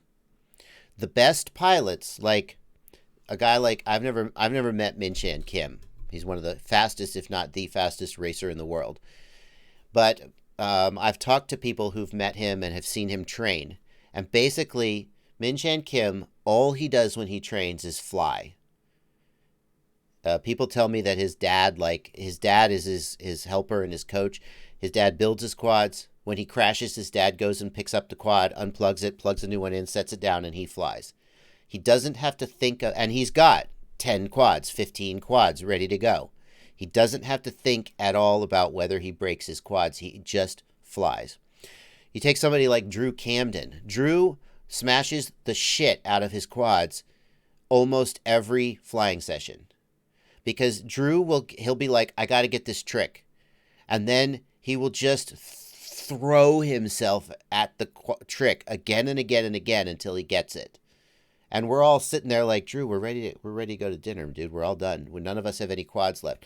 And he's like, I got to get this trick. He's just a freaking fiend. And then he breaks his quad. And he's like, hold on. And he just duct tapes it back together and he throws it back up in the air and somehow it still flies amazing. I don't know. The more you break your quads, the better a pilot you'll be. But the flip side is this. If you break your quad and you can't afford to fix it, then you're down. You're not flying. So it sucks, but you got to figure out where you are on that limit, you know. I know another guy here locally who says, I hate working on my quads, and I know that I'm not the pilot that I could be if I were more aggressive, but I just hate working on my quads, so I'd rather not crash. You got to figure out where you are, Raptor. If you have the money and time to build like 3 or 4 of the exact same quad, that takes away a lot of that fear. Because as soon as you break one, you can keep flying. You can keep flying it. And then when you break 4 of them, you got to sit down, you got to fix them all. But that's a thing you can do. If you are on a budget and you just can't build 4 of the same quad or 3 of the same quad, or if you're on a really tight budget and you can't afford to fix one motor, the hard fact is that you'll never be as good a pilot as you could be if you could fly with less fear. That's just a fact. So you want to make sure that you have as durable parts as you can, I guess. You may prefer to fly a frame like Jeff Orta's frame, the Bandolero, which is a heavy freaking frame. But my God, you could just bash the crap out of it all day and probably not break anything. The real fact is, though, things will break, especially motors. Maybe you would like to go with something, a cheaper motor that you could easily afford to replace, instead of buying super premium content or super premium parts. Anyway, some thoughts about that. We got some super chats coming in. I don't want to miss them. Let's go back and get some of these super chats. Oh gosh, a ton of them. A ton of super chats. Wow. Oh, more super chats than I realized. Holy crap. Let's get the super chats. Let's see here. Here's Kayla. I got her. Kirisuke777, thank you for €5. Do you know the best way to mount the stack on the Astrox J5 V2 frame? It has rubber grommets on the bottom plate. So does my stack. I guess I don't understand the question. I mean, wouldn't you just put screws up through the rubber grommets? Let's look at the frame at least. For €5, the least I could do is look at the frame. Let's search Google for that. Let's look at this frame. This is the Johnny frame. What's the deal with the rubber grommets? What's the deal with grommets on frames? Yeah, so they got the rubber grommets here to help soft mount. So what's the problem? The frame has grommets and the stack has grommets. Just put the stack grommets on top of the frame grommets and you're good to go. What are you doing, Ishan Agarwal? You're out of here, buddy. I don't know what you're doing, but you are fired. Goodbye. Yeah, so just put the flight controller on top of the screws, just like normal. There's no problem with having those two grommets. It's theoretically possible it could be over filtered, I guess. Thank you, Big Run, for $5. No question. Thank you, Chris Sparzo, for $6. Updating firmware through CleanFlight, Betaflight. Error, can't connect. Tried upgrading drivers, blah, blah, blah. Chris Sparzo, this is a tough one. I am not going to be able to fully solve this one for you right here on the live stream because there's just so many things that could be wrong. But I do have a video, as you might have guessed. I have a video about troubleshooting this issue. Or, Chris Sparzo, if you want to reach out to me personally, you can, and we'll try and work through it with you. Chris, here's my video. You say you've been through all the steps, though, so maybe. I would say if you plug... What I always ask people when they can't do this is... did you... Oh, hey, Chris. Oh, I see. You're updating firmware. Chris, download and run the Impulse RC Driver Fixer. Google it. Impulse RC Driver Fixer. That may be it. That may fix your issue. Switch int camera FPV feed in SkyO2X from radio. No. I see. Priya Bharata Saha, thank you for 40, I think it's rupees. You want to know if you can switch the SkyZone radio from its internal camera to the FPV feed using your radio. No way to do that. You got to just push the button on the goggles. Stephen FPV gives €2 and wants me to tell you guys, Stephen FPV is creating a new Telegram group about racing drones. Search racing drones. Stephen FPV has been leaving comments on all of my videos, and I've been like, is this spam? But I've been letting it slide. Stephen FPV would love for you to join his Telegram racing drone group. Search racing drones. There you go, Stephen. $2. Sven Lasinski, thank you for €5. About to build my first quad. I like soldering. But are you good at it? Is there still a good reason to buy combined boards? Single components are more flexible, aren't they? You're not wrong there, Sven. Like, Sven, I don't prefer to use flight controller and ESC in one, because then when you smoke an ESC, you're just out your whole build. I do like 4-in-1 ESCs, though. I find that it's fewer joints to solder and a little bit of a faster build. I think so I don't like flight controller and VTX in one. So I do prefer, I think an ultra integrated, like if you gave me a single board that was flight controller, ESC, and VTX in one, I wouldn't want it. Like maybe there's a particular build that it's right for, but I like to be able to swap a part when it breaks. So I'm kind of with you, Sven. I'm kind of with you. Heath Nielsen, thank you for $1. Eric Reglin, thanks for $5. My Beta 75X is not showing voltage in the OSD. When I plug in Betaflight, it shows 0 volts. It still turns on and flies, though. Eric Reglin, if it used to work and then it stopped working, then it probably just broke. If you updated the firmware or something, what you might want to do is go to the Power and Battery tab in Betaflight and check the voltage source. Most likely, it should be internal ADC for that quad. I'm not 100% sure, though. Marcos Huerta wants to know, how do I know LQ is working? Marcos, what you need to do is look in your Crossfire module or in your Betaflight telemetry, or your OpenTX telemetry sensor screen. Look at the value of LQ there, and then look in the value in your OSD, and you should see a correlation between them. As LQ goes down in your telemetry screen, it should go down in the OSD. I do worry about that, though, Marcos. With Crossfire, I just have 99% LQ all the time. And sometimes I wonder, is it actually working?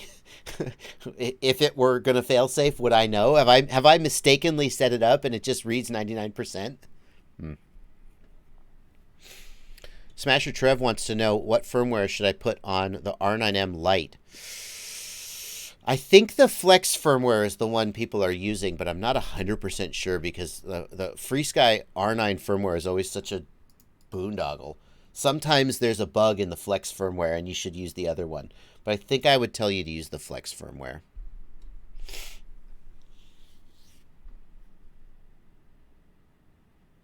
Oh, sorry, guys. Wow. Sorry, guys. I was not on my...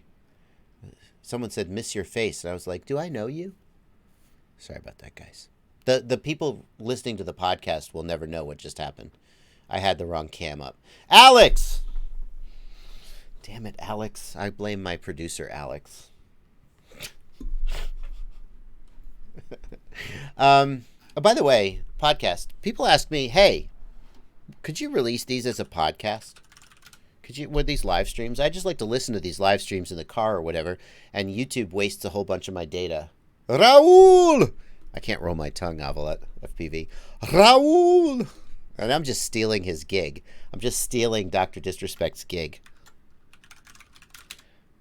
I'm not going to do that.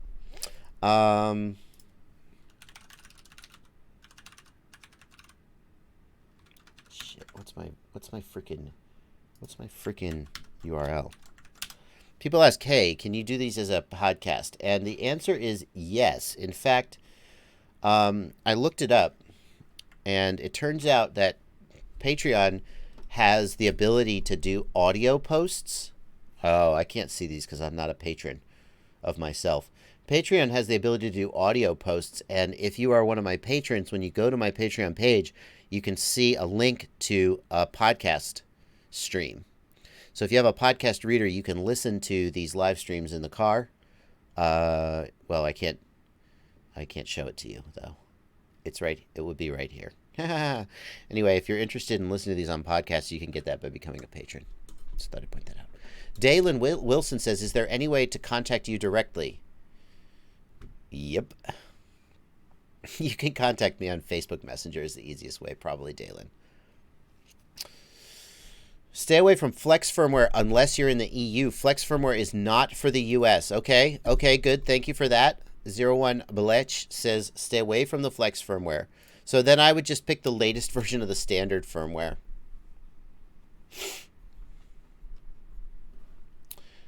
Let's see here.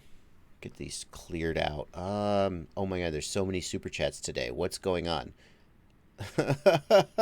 Oh, I got to get these. This is going by. There's too many. I got to get this cleared out. When are you going to release a pre-built Marmot? Probably never. Armatan's not really happy with me right now because of the videos I did about the mid-throttle oscillations on the Marmot. I talked about that in last week's live stream, so I'm not going to go through it all again. They were not really happy with me right now. I still fly the Marmot because I flew the Marmot before Armatan liked me, and I'm going to keep flying the Marmot now that Armatan isn't happy with me anymore. Because it's a good frame, but I will not. Armatan will not be doing business with me for now because they don't feel that our interests are aligned. Thank you, Rise FPV for $2. Thank you, Mark R for 9. I'm not going to do call-outs. Thank you guys for your donations. I'm not just going to call out names if they don't have questions, but thank you very much for your donations, all the guys who donated. Drone Artists, €5. I have very clean image until I turn my Crossfire on. The issue there is that that if you have clean video until you turn your radio on, it's the receiver that's causing the problem. So you got to figure out whether it's the antenna or it's the power supply.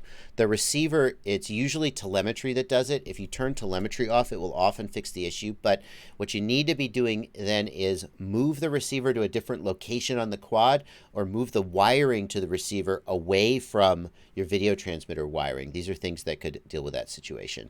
If you try and add a filter, it might work. It might work, but not always. Sometimes a cap on the 5-volt rail will fix it. Robert Schmid, thank you for $5. You're playing with RPM filtering on the Mamba F722 Mini, but it only spins 2 motors when set up for RPM. RPM filtering is a pre-release. It's a feature. It is not fully supported and not released. If you enable RPM filtering and only 2 motors spin, the short version is that flight controller may just not support it yet. The long version is you would have to ask the devs. The way to ask the devs a question is to post an issue on the GitHub repo. However, and frankly, because RPM filtering is a pre-release feature, they will probably be glad to hear that when you enable. So you should create an issue about this and report that RPM filtering may not fully work on the F722 Mini, and they may be able to work through it with you. Okay. Can you use 2S on my 5S balance boards? Asks License to Drive. And gives a Thingiverse link. What is this? JST-XH adapter. Oh, wow, that's cute. So that's really cute. And yes, you can do this, although officially this is not supported. Officially, this is not. We don't support plugging in any other voltage than the board is designed for. That our lawyers make us say that.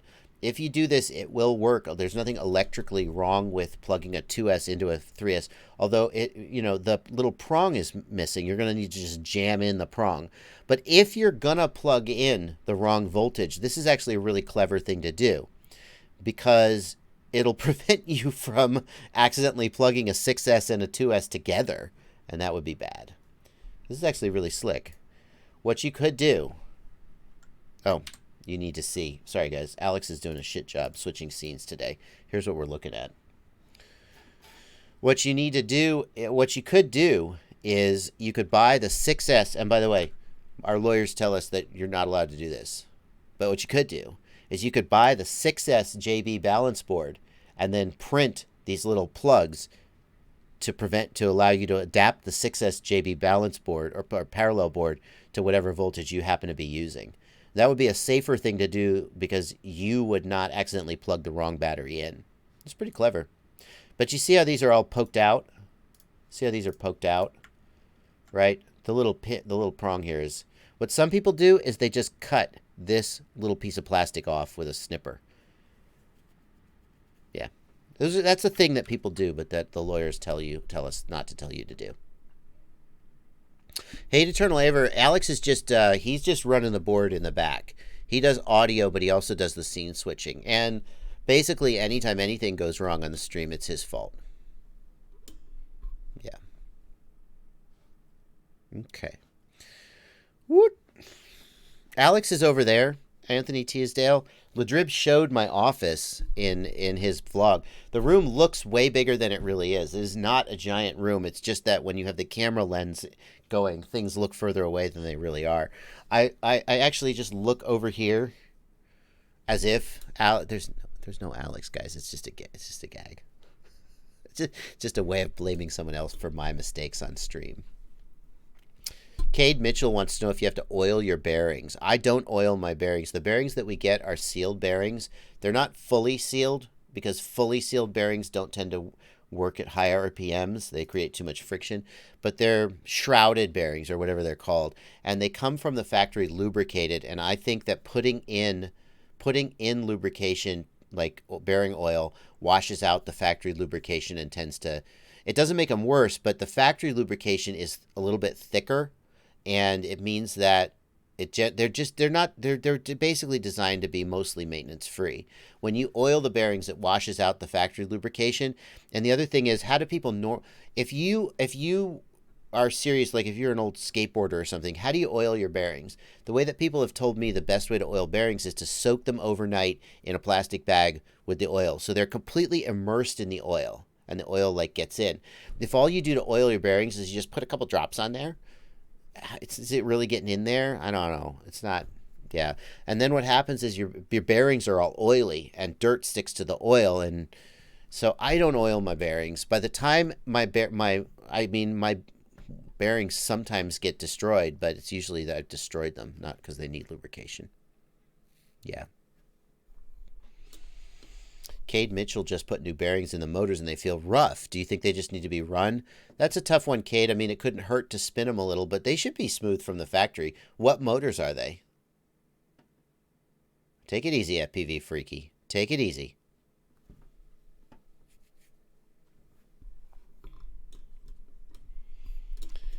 Christian Vogelsgang says, why are manufacturers confused with the definition of advertisement influencer and reviews? The FPV industry does have a serious influencer hype train problem. It's cheer to our products or shut up. Well, I mean, at the end of the day, Christian, yeah, at the end of the day, it's up to you guys to decide how to interpret the information you get from reviewers. But there is a difference between reviewers and influencers who hype products. Some manufacturers would always prefer to have somebody say good things about their product. The difference is that there are some manufacturers who send me product and I review it. What I always do when I get product is I say to them, look, is this product for review or are you sending this to me for feedback? And if you send me a product for review, then bye. That's it. If I have a question, if I think there's something I don't understand, I'll ask. But if I think I'm not going to ask you about negative feedback. The product is for review. Therefore, I will review it. And if there's something bad about it, I'm going to tell you about it. Because I assume if I got something bad about it, you will too. If you send me a product for feedback, that's tough. Because if it is a pre-release product and you want feedback about it, then there's no point for me to review it. Because it's not like you're not going to get the product anyway because it's pre-release. If it's a product that is for sale and you could buy it right now, then I feel a little bit bad giving feedback to the manufacturer. Meanwhile, you guys are buying it and there's something wrong with it, potentially. I want to tell you that there's something wrong with it. So there's always a little bit of a conflict of interest between what the manufacturer wants and what the reviewer wants. If the reviewer is truly beholden to the viewer, then the reviewer is always a little bit in conflict with the manufacturer. And I'll tell you guys, here's how I try to walk that line. If a manufacturer sends me a product and they say, we want feedback on this product. Well, the first thing I do is I ask myself, is this a product that right now people are buying? And is there something wrong with it that they need to know about? Like, I can't think of a good example. But if it's a super hot product and everybody's buying it and there's something wrong with it, I go, well, I got to tell the people that there's something wrong with it. At that point, I may not accept the product.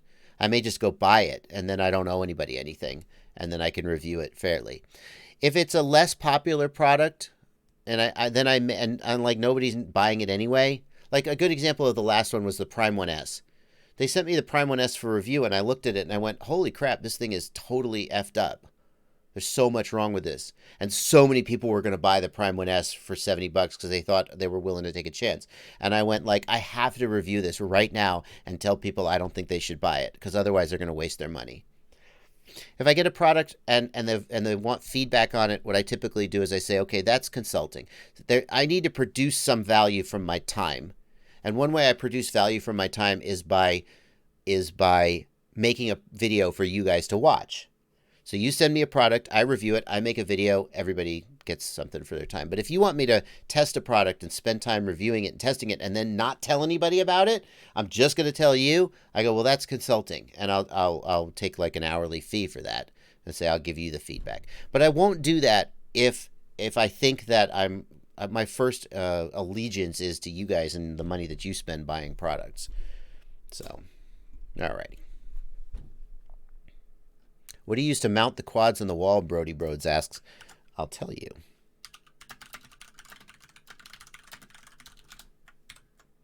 I got a video about that, Brody Broads. Hang on. Where is it? Yeah, this one. Brody, this is the video you want. Oh. That's the video for you, Brody. They're 3M command hooks is what they're called. Tyler Gates once says, you could also look into posting to Google Podcast or Apple Podcast. Yeah, but at the end of the day, Tyler, the more platforms I have to keep up with, it's such a pain in the ass. So if I can just post it to Patreon, it's still a podcast, you know, and it encourages people to join my Patreon, which of course is a good thing for me. Just got my Immersion RC rapid fire. Do you have any video for that? Enrique, I don't have a video. I have a video going over the rapid fire, but I don't really have a video about how to use it because at the end of the day, there's not a lot to it. Here's the thing about the rapid fire, though. You can have the rapid fire in mode 1, mode 2, or legacy. Start in mode 1, and if you get rolling screen, your camera may not be. Very few cameras still do this, but occasionally it still happens. If you ever get like a rolling screen, switch to mode 2. That's the short. There's not much more to say about that. Okay. Will the new Axie 2 UFL fit on the Unify that comes with the ER349? There are 2 different UFL sizes. CM Reaper, all of the video transmitters that I've seen have the same UFL connector. It's only receivers that use the smaller UFL connector. So I think you're good there, CM Reaper. Oh, no, I've done it again. Sorry, guys. I'm sorry, guys. You're just looking at this Free Sky Access OTA receiver. How to set an arm switch and take notice. Jacob wants to know how to set up an arm switch and get Betaflight to take notice. Here's how, Jacob. Jacob, I would start here. Hang on. What? No, why am I? Oh. Hang on, Jacob. I'm going to get you. I got to find the right link. I'm so busy talking, I'm not looking at my scenes. Jacob, can I suggest you start with my Learn to Build This a Racing Drone video series? I'm going to paste a link to the full playlist here. But what I want you to do, Jacob, is start with video number, this one, video number 10. Video number 10, set up transmitter and bind receiver, and then video number 12, set up arming mode, Jacob, are the ones you want to look at. And that will walk you through the steps of setting up an arming mode in Betaflight. You should go through video 11 as well, but it's not actually strictly required. You may skip straight to 12, but even if you're not building this exact drone, these videos will walk you through the steps of the things that you have to do when you build a drone. The steps may not be exact, but it's pretty close. Stefan K, would you help me troubleshoot a quad build via mail? I'm sitting at my third build. I'm encountering an error I've never heard of. Yeah, Stefan K, you can just email me. I'll do my best to help you. Sliders, FPV, why are the Horus X10 gimbals not showing as centered on the calibration screen even when they're centered? Well, that's what the calibration is, Sliders. When you run calibration, you center the gimbal and then you hit enter, and then it's how it knows that they're centered. So it'll say, oh, interesting. No, it doesn't say center the gimbal, does it? It says move to extents. That's interesting. I guess it's a hardware issue, Sliders. Have you turned the spring tension way down? If you turn the spring tension way down, the gimbal may not center very well. Let's get back. I got some more super chats coming in. Let's see. What do you think? Yaman, thank you for 40, I think it's rupees. What do you think about the Armatan Badger? Armatan Badger, yeah, Armatan has always had a removable arm versus a fixed arm version of their frames. I like a flat bottom plate, but removable arms sure are nice when you break one. The Badger is the same as the Marmot, but it's got removable arms. I haven't tested the Badger, but if you like the Marmot and want removable arms, go for it. Sub 250 FPV, thank you for 15 pounds. That's a big donation. Thank you. Any donation over about $5 or $10, I'm super impressed, and I really appreciate it. Are you going to review the Immersion RC Spironet LRA long-range antenna array? I'm curious about this. You mean the LZR, don't you? The LZR, yeah. Check this out, guys. So here's what Immersion RC has done. Tony Cake is a crazy MF. It is, look at this. It's two gigantic freaking patch antennas that you mount on your goggles. Now, here's the problem with this. How do you aim them? If you fly out of your beam width, you're done. What it does is it has an indicator on the screen that tells you move left or move right. So basically it's like a head tracker for your head. Only works with rapid fire, the head tracker, and you get super range. I've actually thought about using these when I do receiver module testing. Think about it. If I had this on my goggles, I could fly all the way out until the receiver module lost signal, but I would still have signal. I might do that. Yeah, I think it's pretty cool. I mean, I'm not sure I'd want these on my goggles all day, every day, and they mount underneath the fan connector. So, I mean, they're really big, but it is pretty slick. How much is it? It's for 30 freaking bucks. That's not actually bad. I mean, for 30 bucks, that's not bad. You could spend 25 bucks on one of these. Oh, no, that's the mounting kit. Okay. That's the mounting kit. Hold on. How much is the actual LRA antenna? I was going to say, that's surprisingly cheap. Where is it? 30. Yeah, okay. No, it's the mounting kit. Two antennas. Yeah, it's 100. Here's the thing. It's 112 bucks for the antennas and the mounting kit. So you got to really want it. But it's pretty slick. It's like a ground station tracker without actually having it. Fox Rider can't get the Bardwell F4 into DFU mode. You got to press. Sometimes the Bardwell F4 doesn't want to go into DFU mode from the command line. You got to hold down the bootloader button. That's the answer, Fox Rider. Hold down the bootloader button.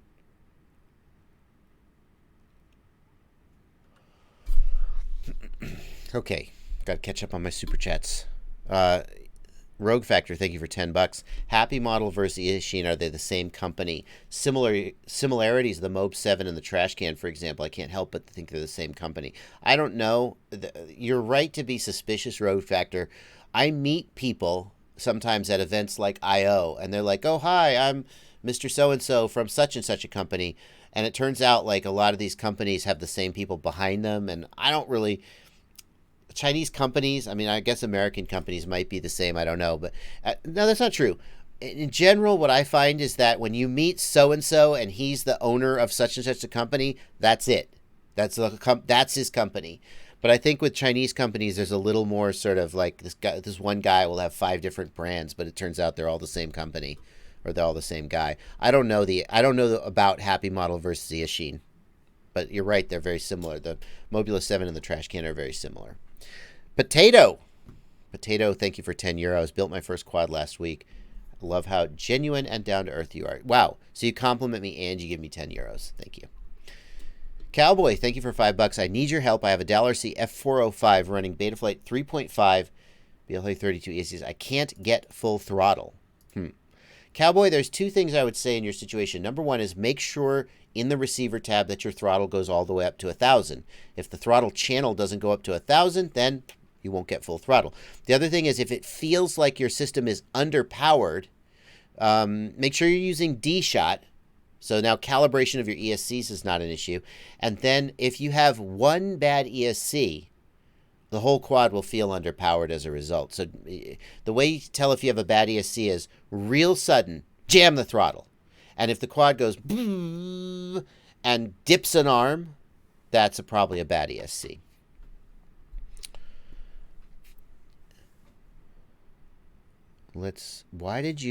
Anders Vang Hansen says, and gives me 25, I believe that's Danish kroners. Why did you turn the motor direction Tasmanian? Why am I running the Tasmanian? That's my Beast class build. Why am I running it props out?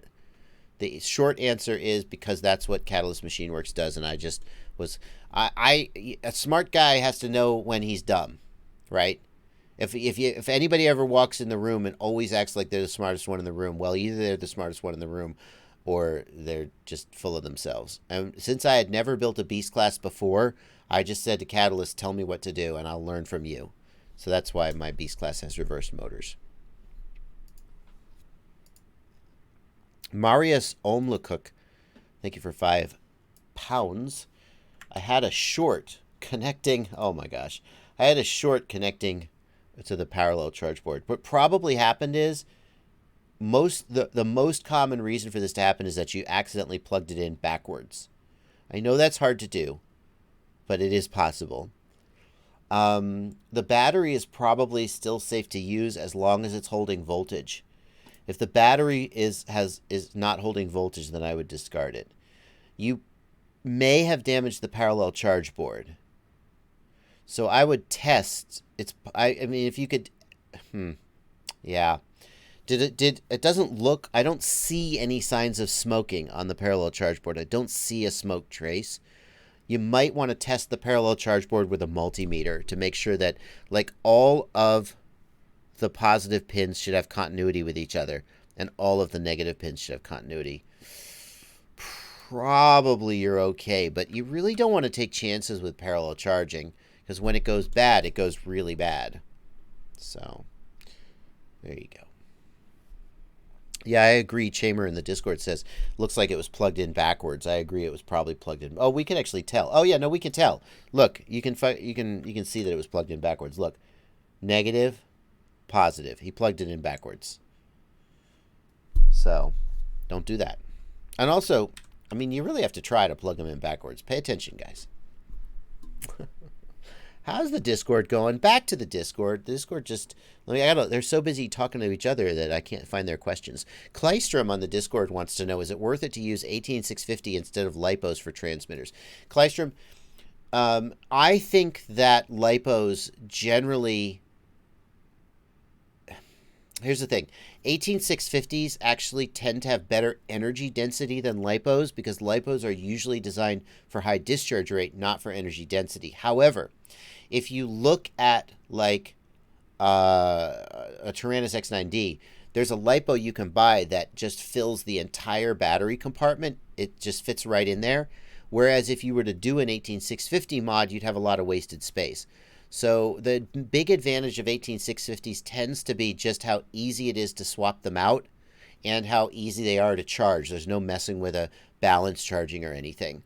That's why I like 18650s. If you look at something like the X-Lite, it's got 18650s. It doesn't have the battery life of if it had a LiPo, but it's so easy to just pop. Pardon me. It's so easy to just pop those ends off and pop a new 18650 in, and that's the big advantage there. Kind FPV, thanks for $5 in the super chat. I wanted info about R9 OTA updates. Kind FPV, my understanding is that currently you can update R9 to access firmware, but it will not have OTA firmware updates. You will need to buy a new R9 OTA capable receiver to get OTA updates. That's my understanding of how it is at this time. Okay. Treeless Skills FPV in the regular chat wants to know, what is the best way to dispose of batteries that have a damaged cell? Where should you dispose of it? So if you have discharged the battery down to 0, I have read that it is not irresponsible to dispose of it in just the regular trash. Like, you're not supposed to do that with lead acid batteries because they have lead in them, and lead is bad for, and also they can be recycled. Well, so the sources I've read say that LiPo batteries don't have like dangerous stuff in them that will destroy the environment. Is that true? I don't know.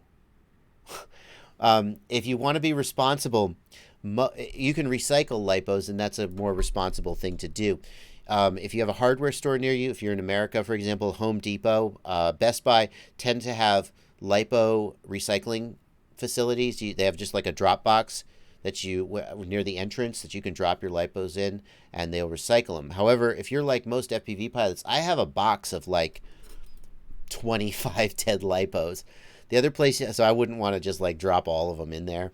The other place you can do is, in the U.S. at least, there's a store called Batteries Plus that takes LiPos for recycling. And someday I'm going to video what happens when I walk into a Batteries Plus with a big box of 40 dead LiPos and be like, can you recycle these? So the number one thing to do is you want to drain it so it's completely dry. And then if you really are, after you have it down to 0 volts, what you can do is you can solder the battery leads together, and then it will never have voltage again. Don't do that until after you've got it down to 0 volts, though.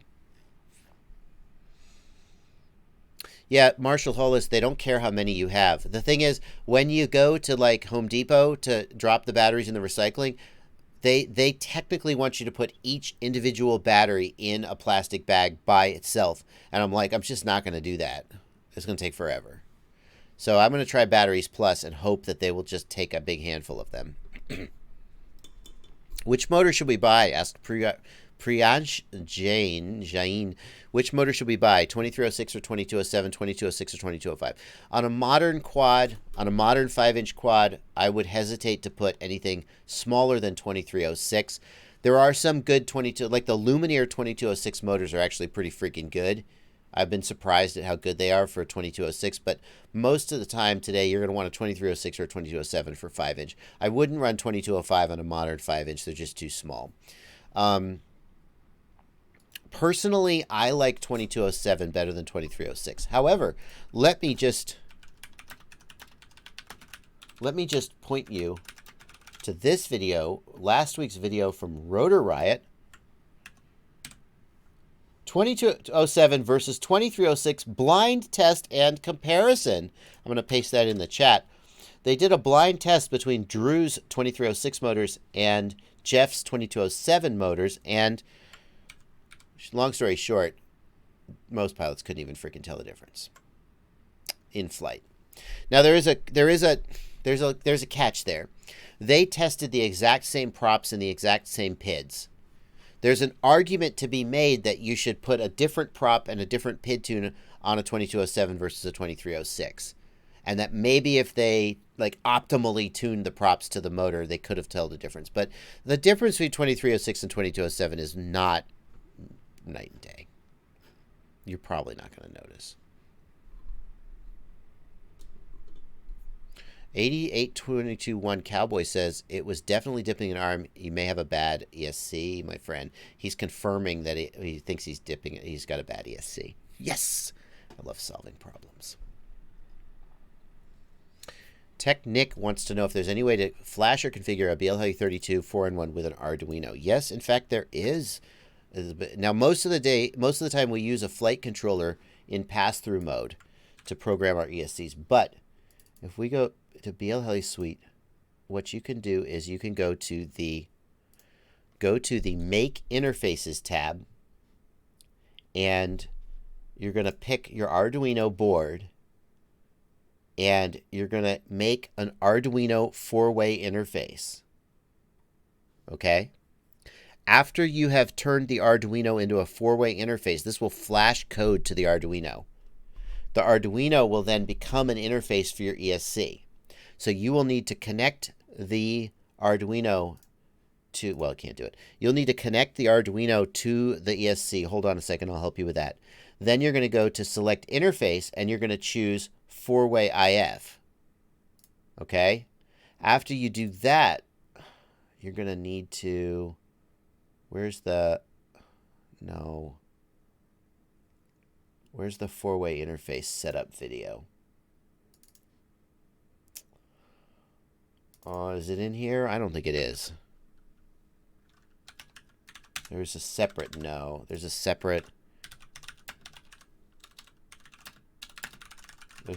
PDF. No, look, Joshua Bardwell made a video about it. Here you go. Just check out this old video from Joshua Bardwell, which goes through all the steps. There you go. Yeah, so you gotta know which pins on your Arduino to plug in to the. But that's how you would do it. That's how you would do it. Looking at my black box storage, I see a relatively big file called padding.txt. Do you know what this is? Can I delete it? Starts one. Don't mess with the data flash chip. If you're using, just let Betaflight do that. If you want to erase the data flash chip, then just use the Betaflight function to do that. Erase chip. Don't muck around with that. Yeah. Betaflight is doing what it should do. You're not going to get back some space by messing with what Betaflight's doing. Yeah, leave it alone. Leave the data flash chip alone. Kevin Tatum wants to know if I will ever consider expanding to wings or Pixhawk-style UAVs. I don't know about Pixhawk. If I wanted to get into... So Pixhawk is more sort of camera drones and stuff. And the thing is, like, unless you just love building, if you want to get a camera drone, you should just buy a DJI. That's what everyone I know who is into camera drones says. Like, I have a friend who is a professional, like, videographer. He does film stuff. He does, real estate, weddings, all kinds of things. And I said to him, look, if I want to get into this, like, tell me the truth. I'm not going to be a professional. I don't care about any of that. I just want to get something as cheap as possible. So should I, like, build an APM or Pixhawk rig? And he was like, no. You can't build it cheaper than DJI can. And you can't build it better than DJI can. So he was like, just buy a DJI. Just buy a Phantom. So maybe I might be interested in getting into wings, but most of the time I can barely keep up. Like, when I sit down to think about what video am I going to make today, there is always just a pile of high priority FPV videos. And it actually prevents me, like, what I really like, people are super interested in, like, micros, 3-inch, 2-inch, even 85 millimeter. And I'm like, oh, maybe I should do some more 3-inch content. But there's always just this high priority pile of stuff, and I can only make so many videos a day. And it actually, to be honest with you guys, I've been feeling like the drive to make videos. I'm actually not, I wish I were flying more. I was really great to get out and race this weekend. Every morning when I wake up and I say, what am I going to do today? I'm like, I got to make this video. I got to make this video.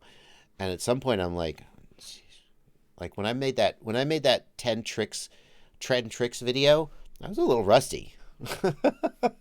I mean, when I just go out and fly and I'm not pushing myself like to do an exact 180 flip, my freestyle looks fine. But I was like, wow, I'm a little rusty. I've been too busy making videos and not enough time in the air. So will I branch out to wings? Probably not. I kind of would like to do different things, but I would have to like take 2 weeks off making videos and be like, now I'm going to learn about making wings. But, okay. Oh, we got questions coming in. Josh, you got to tag me in the Discord if you want me to see, because there's so many messages. I'm looking at, yeah, no, I got that, Start Swan. I got your question about that.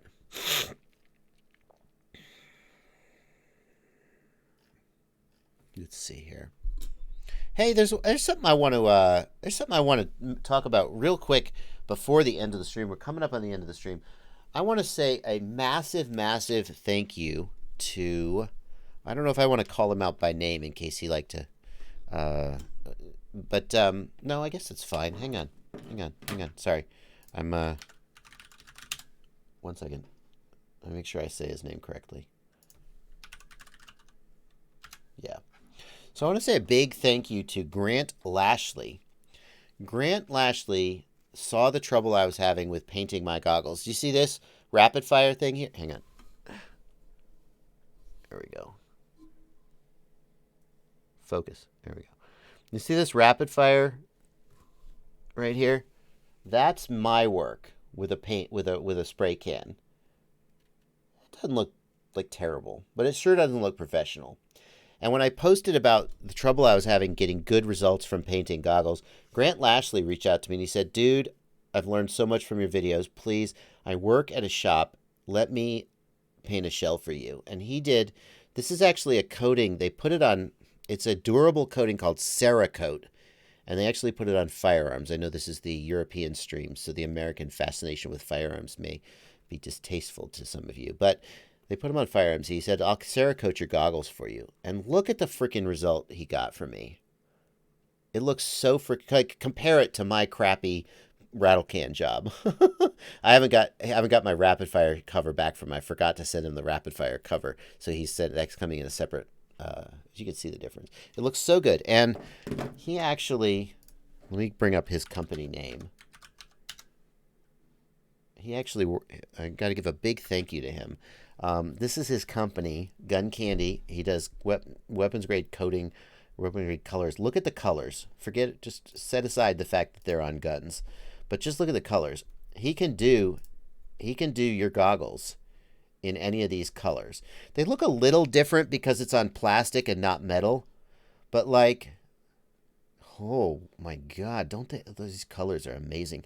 And because it's this Cerakote coating, it's super durable. He just does a hell of a job. I said to him, how much would you charge to do this? Somebody sent you a goggle shell. So you guys buy a goggle shell, you mail it to him, and he puts a coating on it like this. I said, how much would you charge to do this? And he said, for a solid color, he'd do it for $60. Oh my God. Look at that pink. He said for a solid color, he'd do it for $60, and for one of the two-tone colors, he'd do it for $80. Now, for perspective, guys, this is the color I got put on my goggles. So it is going to look a little different in the photo than it does. You can see the difference. Here, let me go back to my head cam. This is what it looks like on mine. It doesn't have that same metallic sheen because it's on plastic, but let me fix my camera again. I'm going to give a big shout out to him and a thank you for doing that. He said, if you are interested in paying $80, $60 or $80 to get your goggles done. And here's the thing, you gotta buy a shell. You send him the shell. He does the color. He sends it back to you. You transfer it. All he's doing is the painting. If you're interested in that, you can email me, joshuabardwell@gmail.com, and I'll pass his info to you. It's not trying to start a new business, but I was like, that's pretty cool. I asked on my Instagram, what would you pay for this? And some people were like $25. I'm like, okay, well, this is not for you. But if you feel like that's a good value, I mean, some people are like, I'll do water transfer myself at home for $20. Okay, that's cool.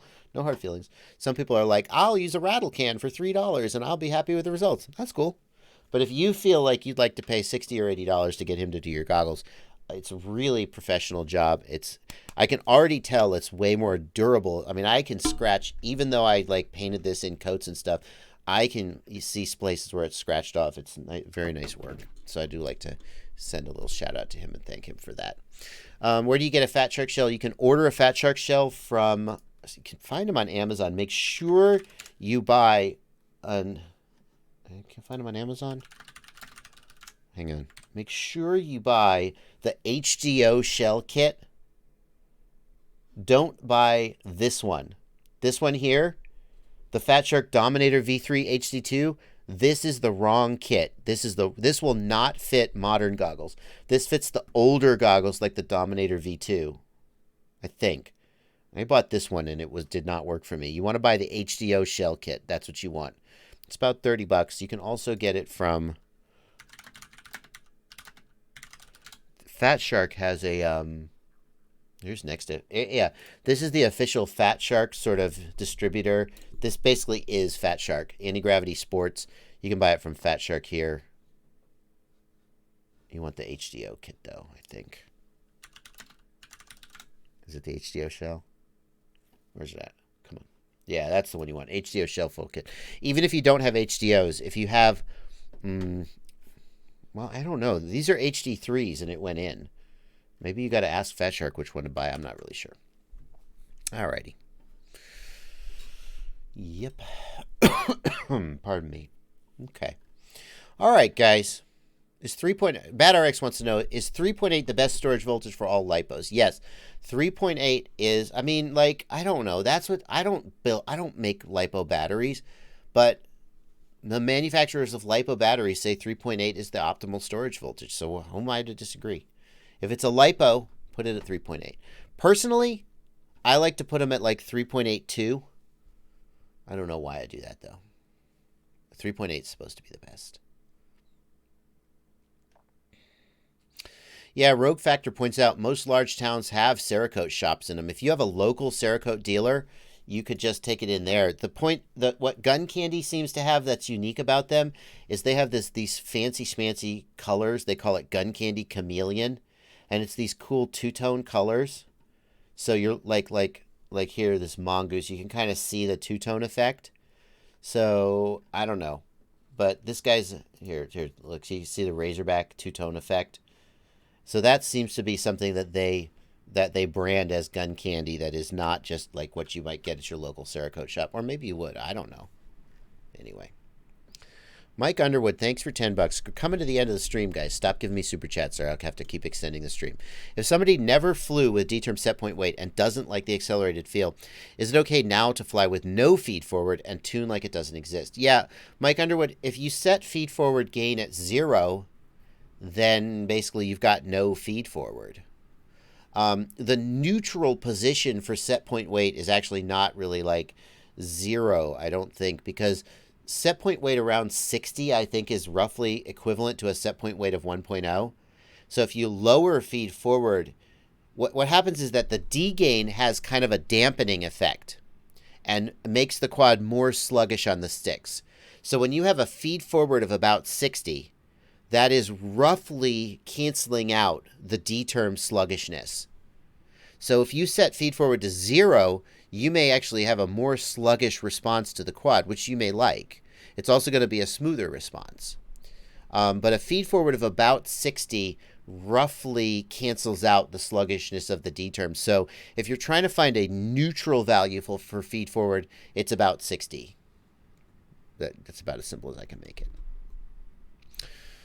Alrighty, guys. License to drive, I kind of agree with you. There are some photos on the Gun Candy site of like almost toy-looking guns. The point of the Cerakote coating is it's for durability and rust prevention. But when the firearms start looking like something out of a video game, it's kind of weird. It is a little weird. Anyway. But we're not going to get into, I didn't mean to like bring up a politically sensitive topic. I try and stay away from that on my stream and stay focused on FPV. So that's what I'm going to do. We are going to wrap up this live stream. Thank you guys so much for turning out. Next live stream is Monday at 8 p.m. That's tomorrow at 8 p.m. Eastern Time. That'll be the evening stream for the USians. Thanks for everybody for coming out and turning out, asking questions. Thank you to everybody who gave super chats for the support. Thanks to my patrons over in the Discord. As a reminder, if you want to get a podcast of this, you can get that by joining my Patreon. They're posted almost usually the same day of the live stream, sometimes the day after, and you can listen to them on podcasts if you prefer to through your favorite podcast player. But that's going to do it for today's stream. I will see you next time. Thanks for watching, everybody. Happy flying.